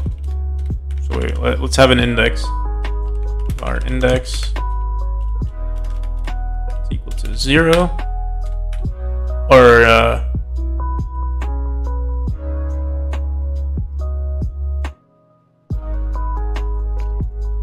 trying to think how we want to do this. Yeah, we'll say index is equal to 0, and then we'll say index plus equals 1, and then we'll say open panel for select next scene. So in our ready function, we'll say open panel of this difficulty panel scene path, and then we want to add this child, so add child temp panel. And I think what we'll want to do, I mean, actually we could just delete it, but maybe we'll want to say temp, we'll want to set var temp panel here, temp panel is equal to this, and we'll say var temp panel is equal to null. Temp panel is equal to this, add child temp panel. And we're also going to want to have a close panel, but for now, let's just see if this works. Let's delete this. On ready function, open panel. This should open the pregame, yeah, should open our difficulty. And then we're going to want to connect, I guess, the continue button here. So we're going to want to connect this press continue. Let's say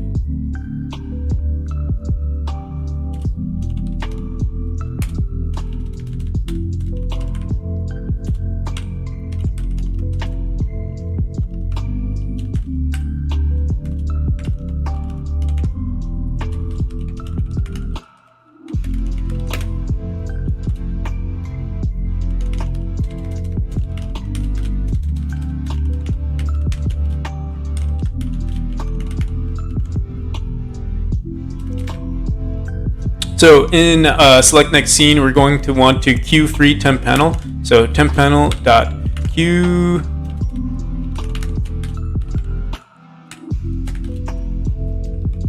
and you know what we could do is just put this in our menu queue. We could just put difficulty panel path and control panel path.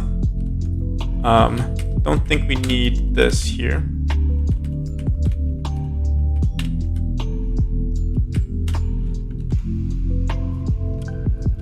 What's this? What is this here?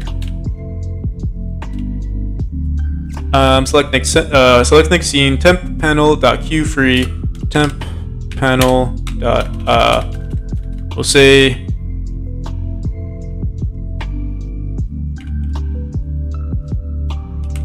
open panel of our menu queue at index. And before we do that, we also want to add to our index. So index plus equals 1, open panel,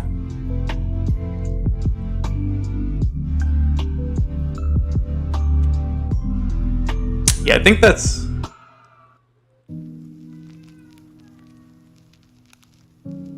it. We don't have a press continue button in our option in our controls just yet, but let's just see if it switches.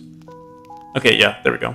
So it switches, but now let's go into our controls panel, and we're gonna want to include. Maybe we could move this up a bit.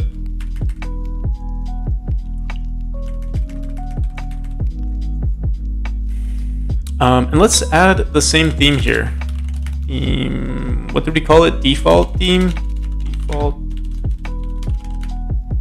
Default UI theme. So we can put this in our label here.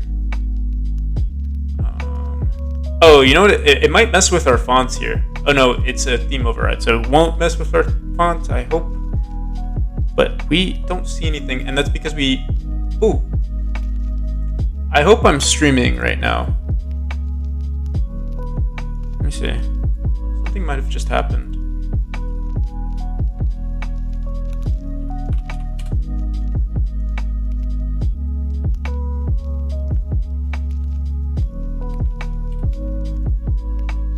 Yeah, I think we're still streaming, right?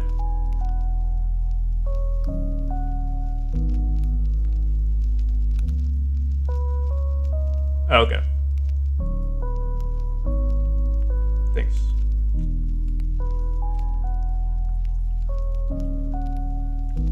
Alright, so let's go into our theme really quick. And for, what is this, labels? What is this? Whoops.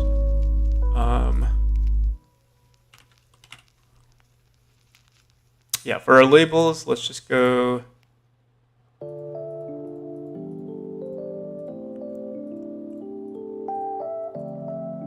Show default, and we want, yeah, just our normal theme.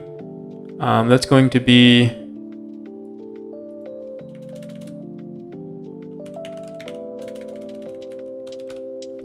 our 6x6 scale, I believe.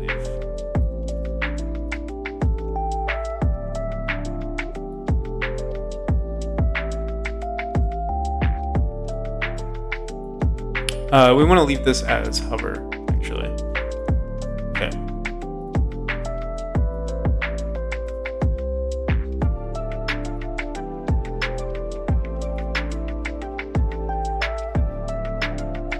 Thanks for letting me know, Waffle. Yeah, we'll bring... We don't have a lot of space here, so that's the issue.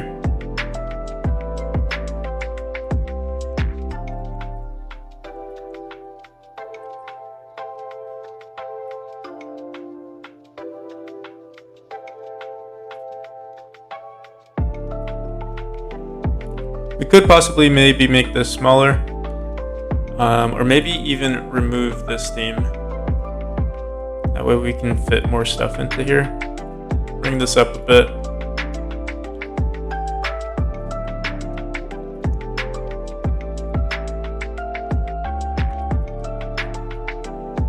This is keyboard background and Xbox background. Let's go into here and let's just say, for our theme, let's put in default theme.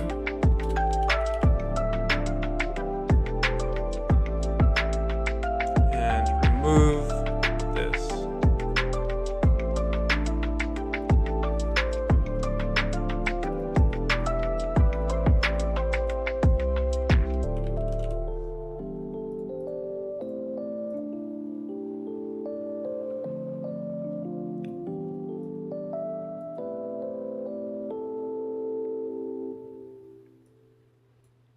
Wow. I think this happened because we are scaled. I'm pretty sure. Let's see. Yeah, scale is up here. Oh wait, we want to set this to 1 by 1. We set this to 0 by 0. There we go.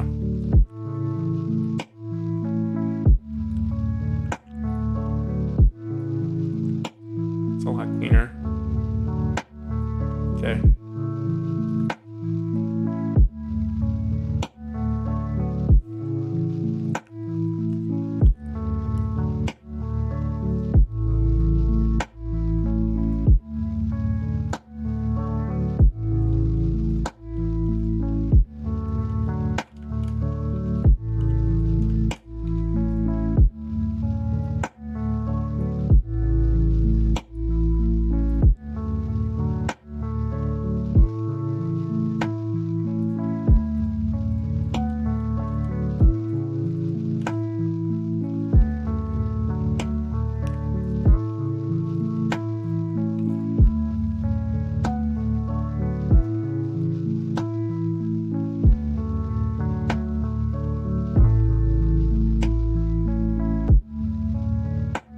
Maybe we can just get rid of this. The controls like heading. That way we could throw it up higher.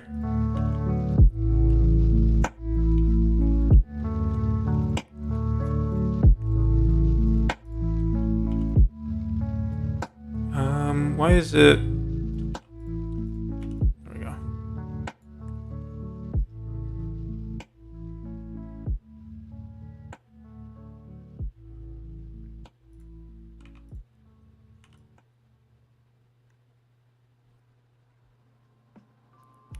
Oh, damn, we shouldn't have, I do want it to be symmetrical. Oh, no. Fuck. Alright. Let's do this again.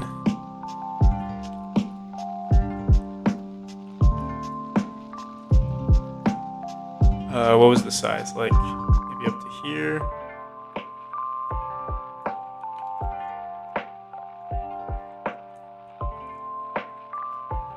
What is this? One panel? Maybe... So like this?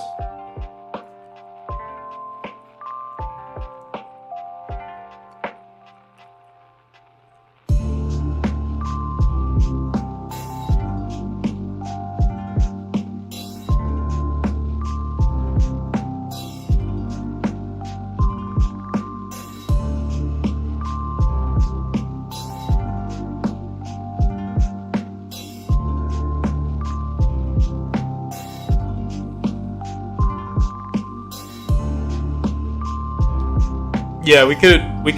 What I'm thinking is actually maybe we can make a panel, like a panel for you to select which one you want to, like the key bindings that you want to see, and then we'd put each of them in the center. So like if you wanted to manipulate your controller key bindings, you could. If you wanted to manipulate your keyboard key bindings, you could. I think right now we're going to leave it the way it is, just showcase both, and then when I start working on key bindings, We'll give each of these their own panel. We just need a little bit of space to put the continue button.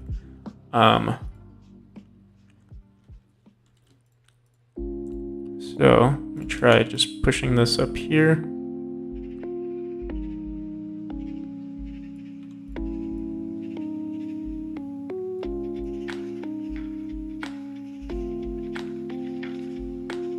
Have you ever considered using a real language like x86 assembly or punch cards? I don't think I'm a good enough programmer for that, but I know using those languages would make me a better game developer.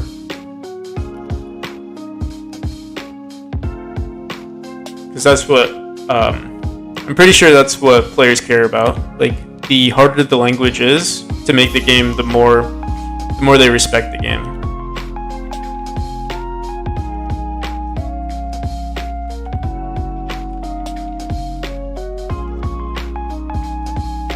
Is making key bindings hard? I have no idea. I mean, it doesn't seem like in theory it shouldn't be hard, but I haven't tried it, so who knows. right, so I think we have a lot of space here.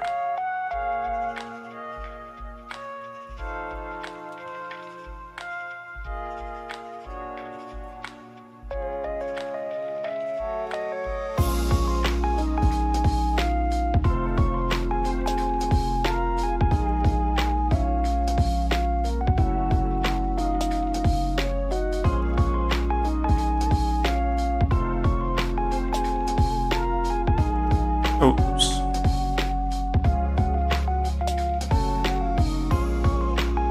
There we go.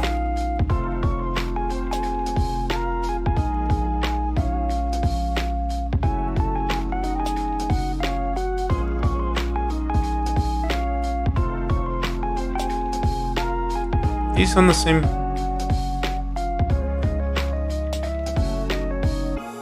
Alrighty. So yeah, let's just add a button here.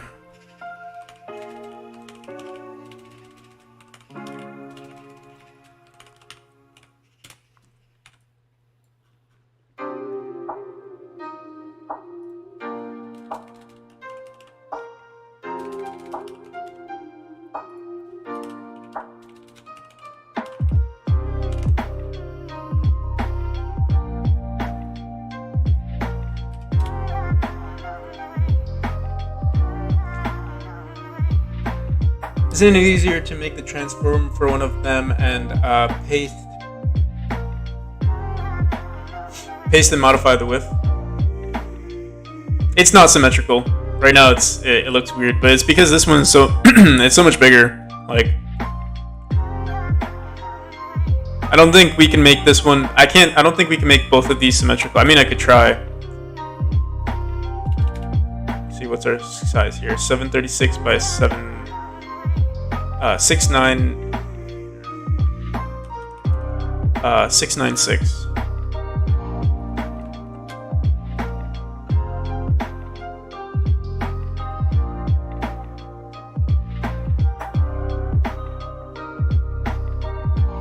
I mean, yeah, we actually could fit it here.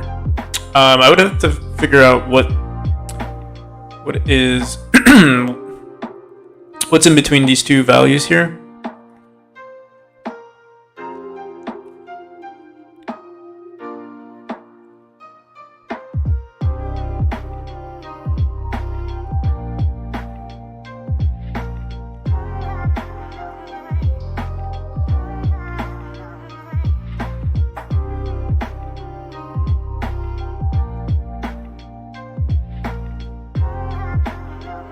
Why, what's our...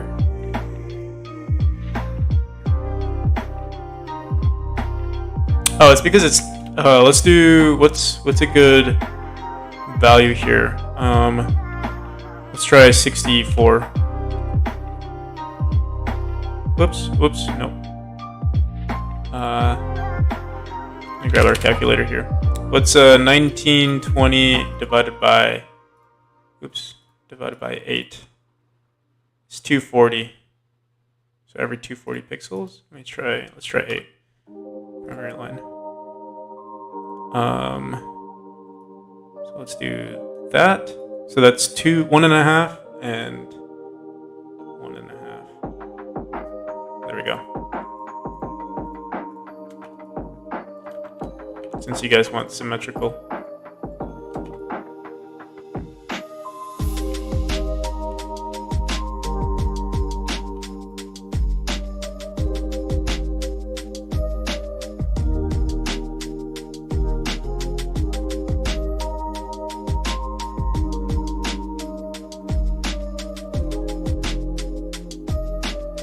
Maybe we could fit controls in here. We could get rid of bindings because it's like it's not really bindings. Those are the controls.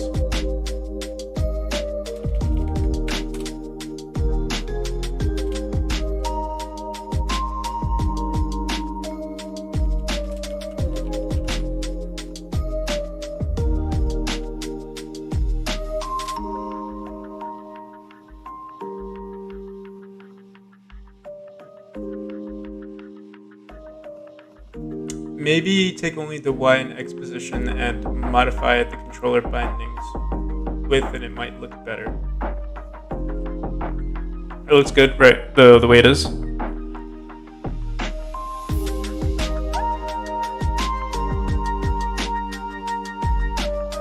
Yeah, we're gonna change this eventually as well, so it's not that big of a deal.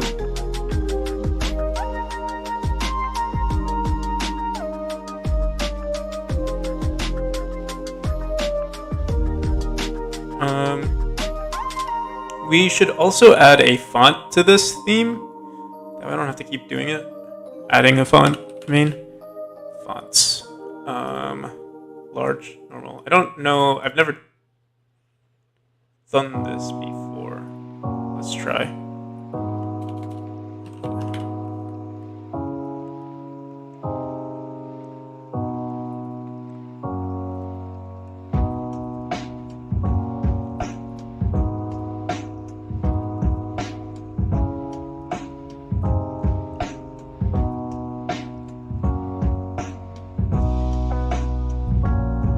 Oh wait, but this is for what?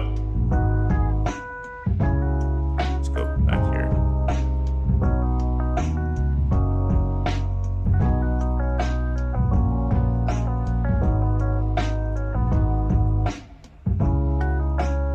There we go. I don't know if we have to manipulate each of these individually. Let's see. Theme overrides. Yeah, we can't just...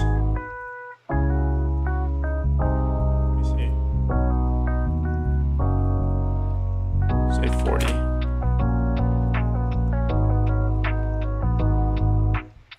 We could just do that. What is our options menu font size or difficulty menu font size? 60. Oh wow, and then it automatically sets it for our labels here. So we would want to see, these are labels. Let's go back.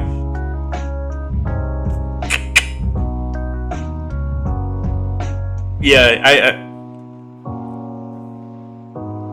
it might have made sense for me to just go and work on key bindings from the start, but who knows, maybe... I think I just want to get this done because I do want to release another version of the game pretty soon. Like, by Friday, we should have another version of the game. And hopefully by Friday... Wait, today's Wednesday. I don't know if we're going to get it done by Friday, but I want to release something by Friday, and I want to have this be available by Friday. And then next week, I guess we'll work on adding key bindings and think optimizing everything. We'll see. So wait, let's go back into our theme here. I think I remember people complaining about the theme scene or like how it works, but I kind of like it. It is a little strange. How do I delete this? Fonts. Okay. How do we delete? Manage items. Fonts, yeah.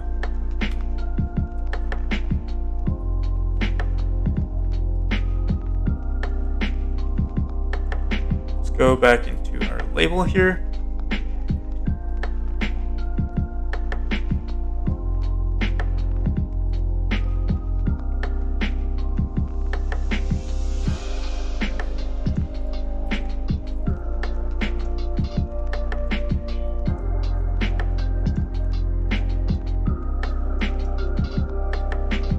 So the size here is 30. Let me try making this 25. Does that save?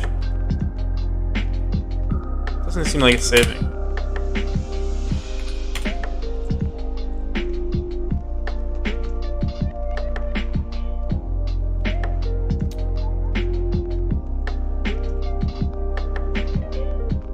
All right, sounds good. Yeah, I'll do a speed run.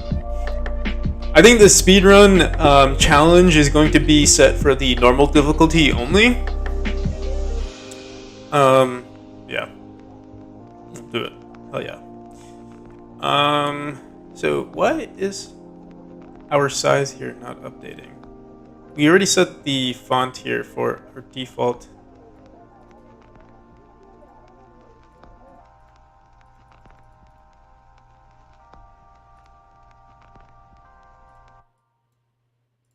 Yeah, Yeah, like nothing is changing here.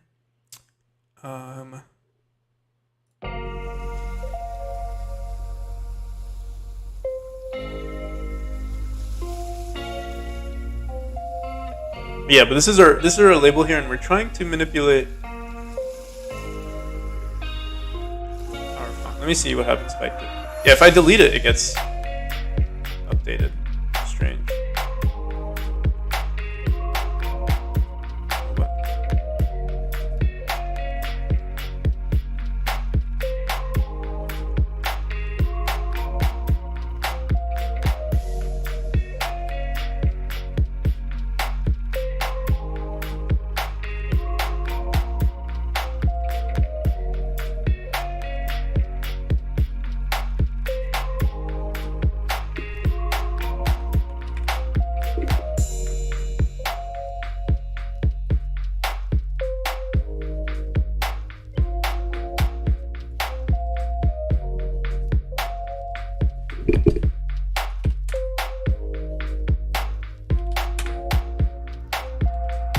Okay, so we set it to 10. Maybe these descriptions are not using our theme. Oh, it's not even using the theme. We're using, I guess, theme overrides.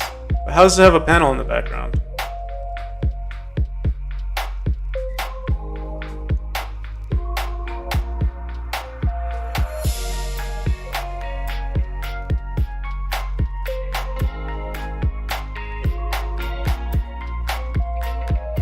So strange. Whatever. Let's just see what happens if we just add this theme.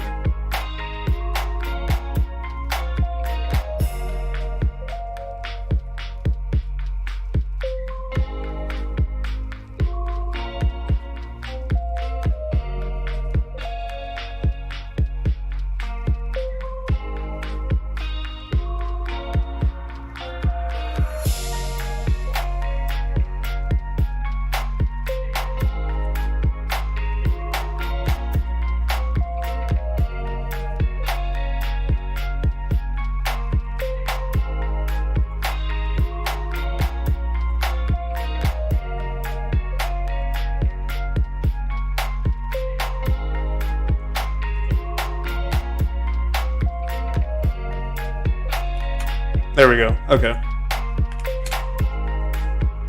What do we think? 20? 25? I think 25 is pretty good.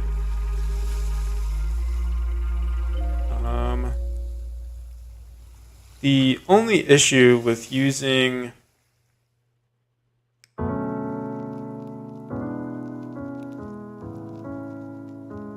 if we go into our description here, we go into theme overrides, go to styles, say normal. Okay, yeah, we can make it empty. I think that's what we're gonna do. 'Cause I don't think we want some extra stuff there.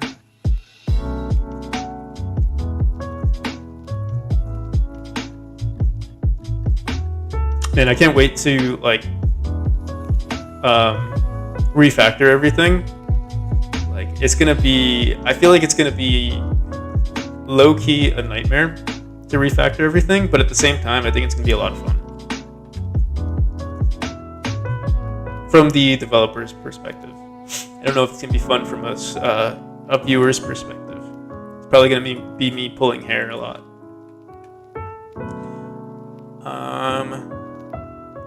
Okay. There we go. And then for our button, yeah, the button size is default now. Okay, so now here, let's create a pressed. Scene does not contain a script. Oh, we don't have a script in our control here, in our controls panel.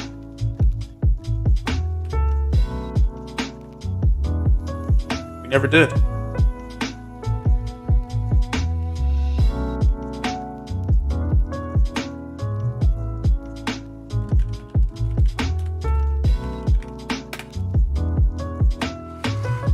Keep it consistent with the difficulty menu. What do we call it? Pressed continue.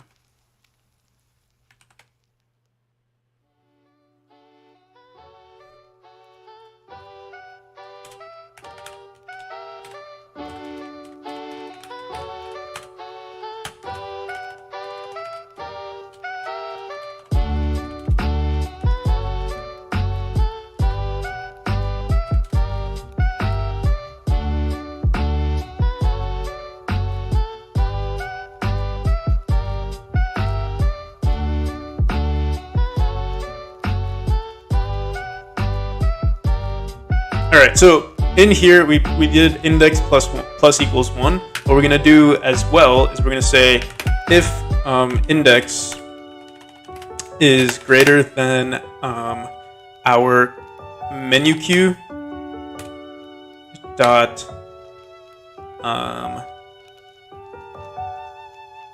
is it size dot size minus 1.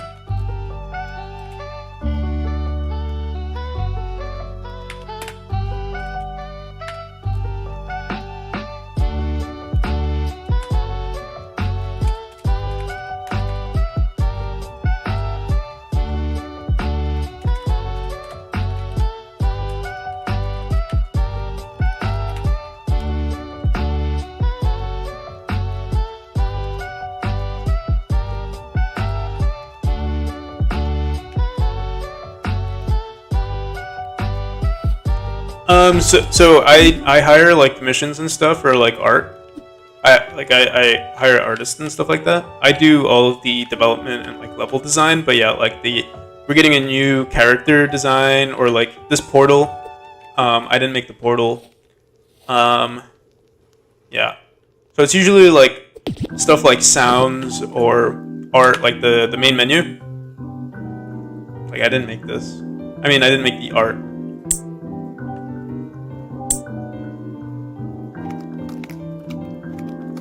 Yeah, exactly what Waffle said.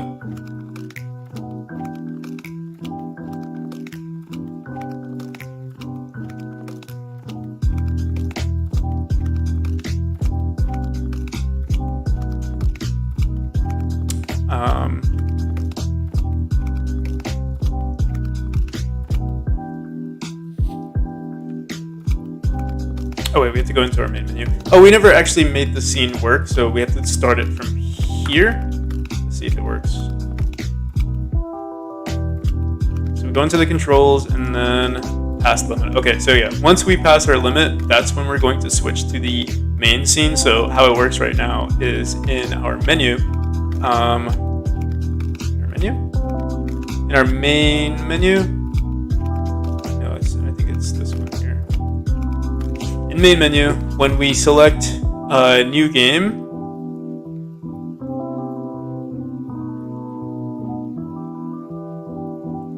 we change our tree to main scene, but instead what we're going to do is change our scene to pre-game options menu.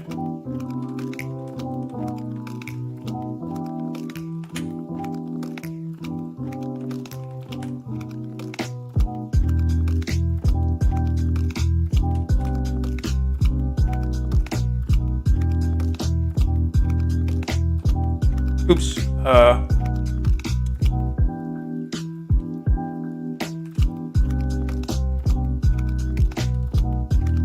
Pre-games options menu, and then from our pre-games options menu, once we're done with our array of like scenes, instead of printing past limit, we will change our scene to the main scene. Tree, get tree.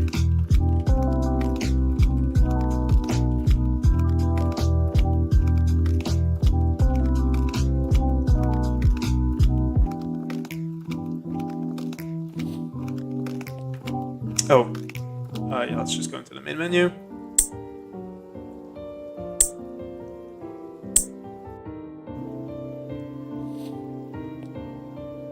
Okay, so we did something wrong.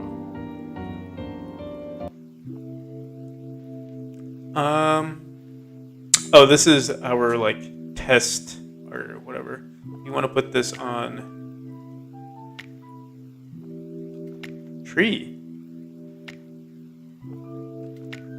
Oh.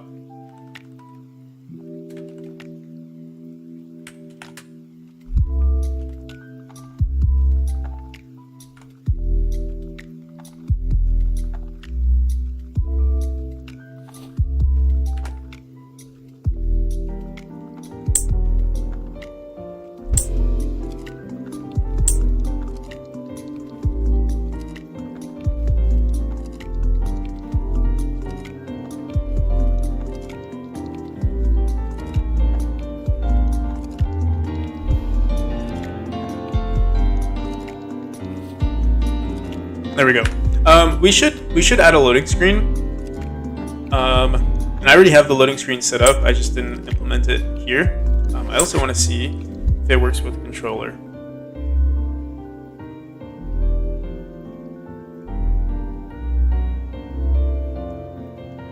Controller is taking a while to start up.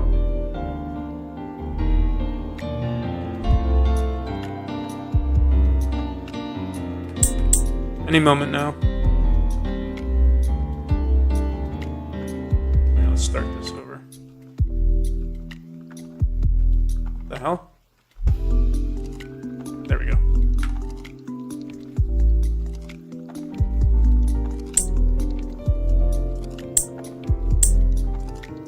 So yeah, we can select, go to continue. So right now we can't continue because the continue button doesn't grab focus. Also, it does this weird movement thing for some reason. It looks kind of nice, but it wasn't intentional at all. So I'll have to figure out what's going on there. But for now, I'll ignore it. What we want to do in our ready function is just say button dot grab focus.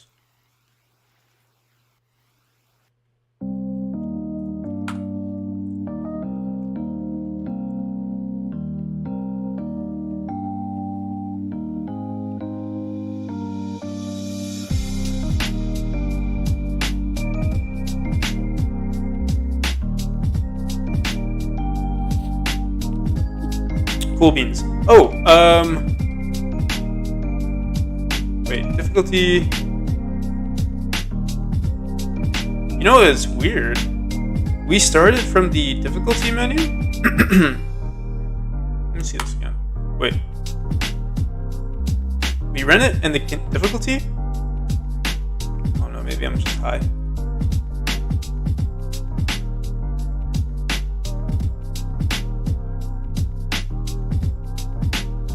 Yeah, it starts. That's weird. Because we're in the pregame options menu. The pregame's options menu. Oh, okay. Never mind. Never mind. Yeah, that makes sense. Okay.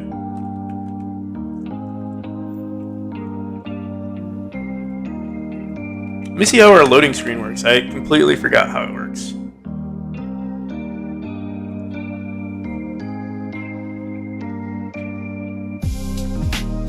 Oh, we might just ignore it for now. I don't want to deal with it.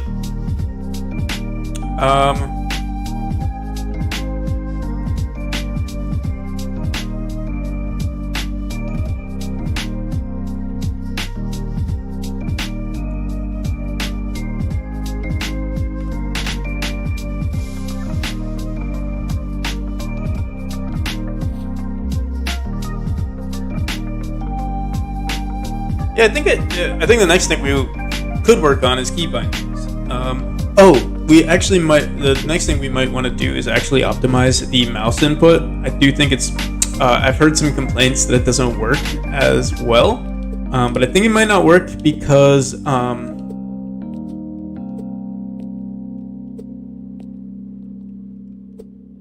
there was a browser version. But I also don't know if it works on the Linux version. It might be that we're not working on the Linux version. So I think what I'm gonna do is probably end the stream here, and I'm gonna test it out on Linux, and we'll see if we can update or upload a Linux version, and then we'll optimize the mouse, and then after that, we'll work on key bindings.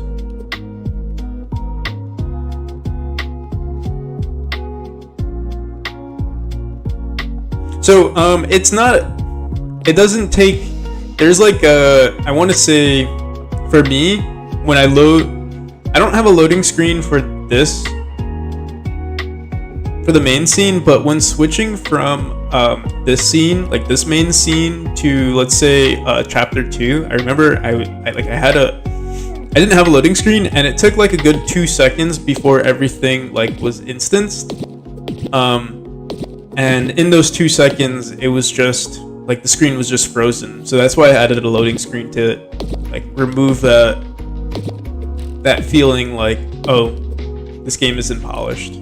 It doesn't really matter too much right now because like here we can actually test it out, see if anything happened.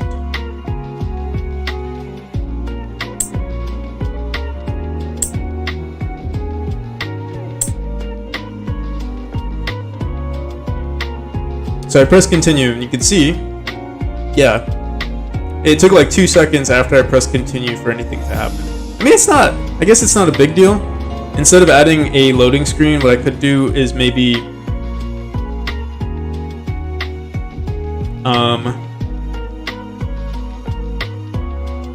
add some sort of animation instead. So like maybe make like a warping sound of like, hey, you know, you're about to die. There's like this quick animation, and then we switch over. We could do something like that. So it doesn't have to be necessarily a loading screen, but like some sort of thing to transition from the main menu to the game itself.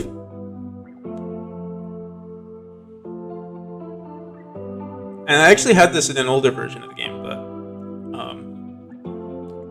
I removed it since then. But yeah, that's it for today. I don't think I will stream another time today. Tomorrow for sure, and I think, yeah, tomorrow tonight I'm gonna do some research on input. Actually, my friend Chev, he sent me some code the other day on mouse inputs, so maybe I'll look into that, and maybe I'll test out the Linux version tonight as well, and maybe I'll look into I'll do like just research on everything, so we can figure out what we need to do tomorrow. Yeah, some games do it. Yeah, if you can make the transition between scenes, like, you know, look as seamless as possible, or look like, you know, make it look like it was intentional in some way, like a loading screen could be cooler. It could be as if, you know, let's say you're making a game where, and I think they did this in, I've never really played the game, but I feel like I might have seen it, where in the game Destiny, when you like travel between worlds or whatever, it's a loading screen, but it looks like you're like, you know, you're doing faster than light travel, like you're warping through, I don't know, space and time, you know. So we could do something similar. It wouldn't be that hard.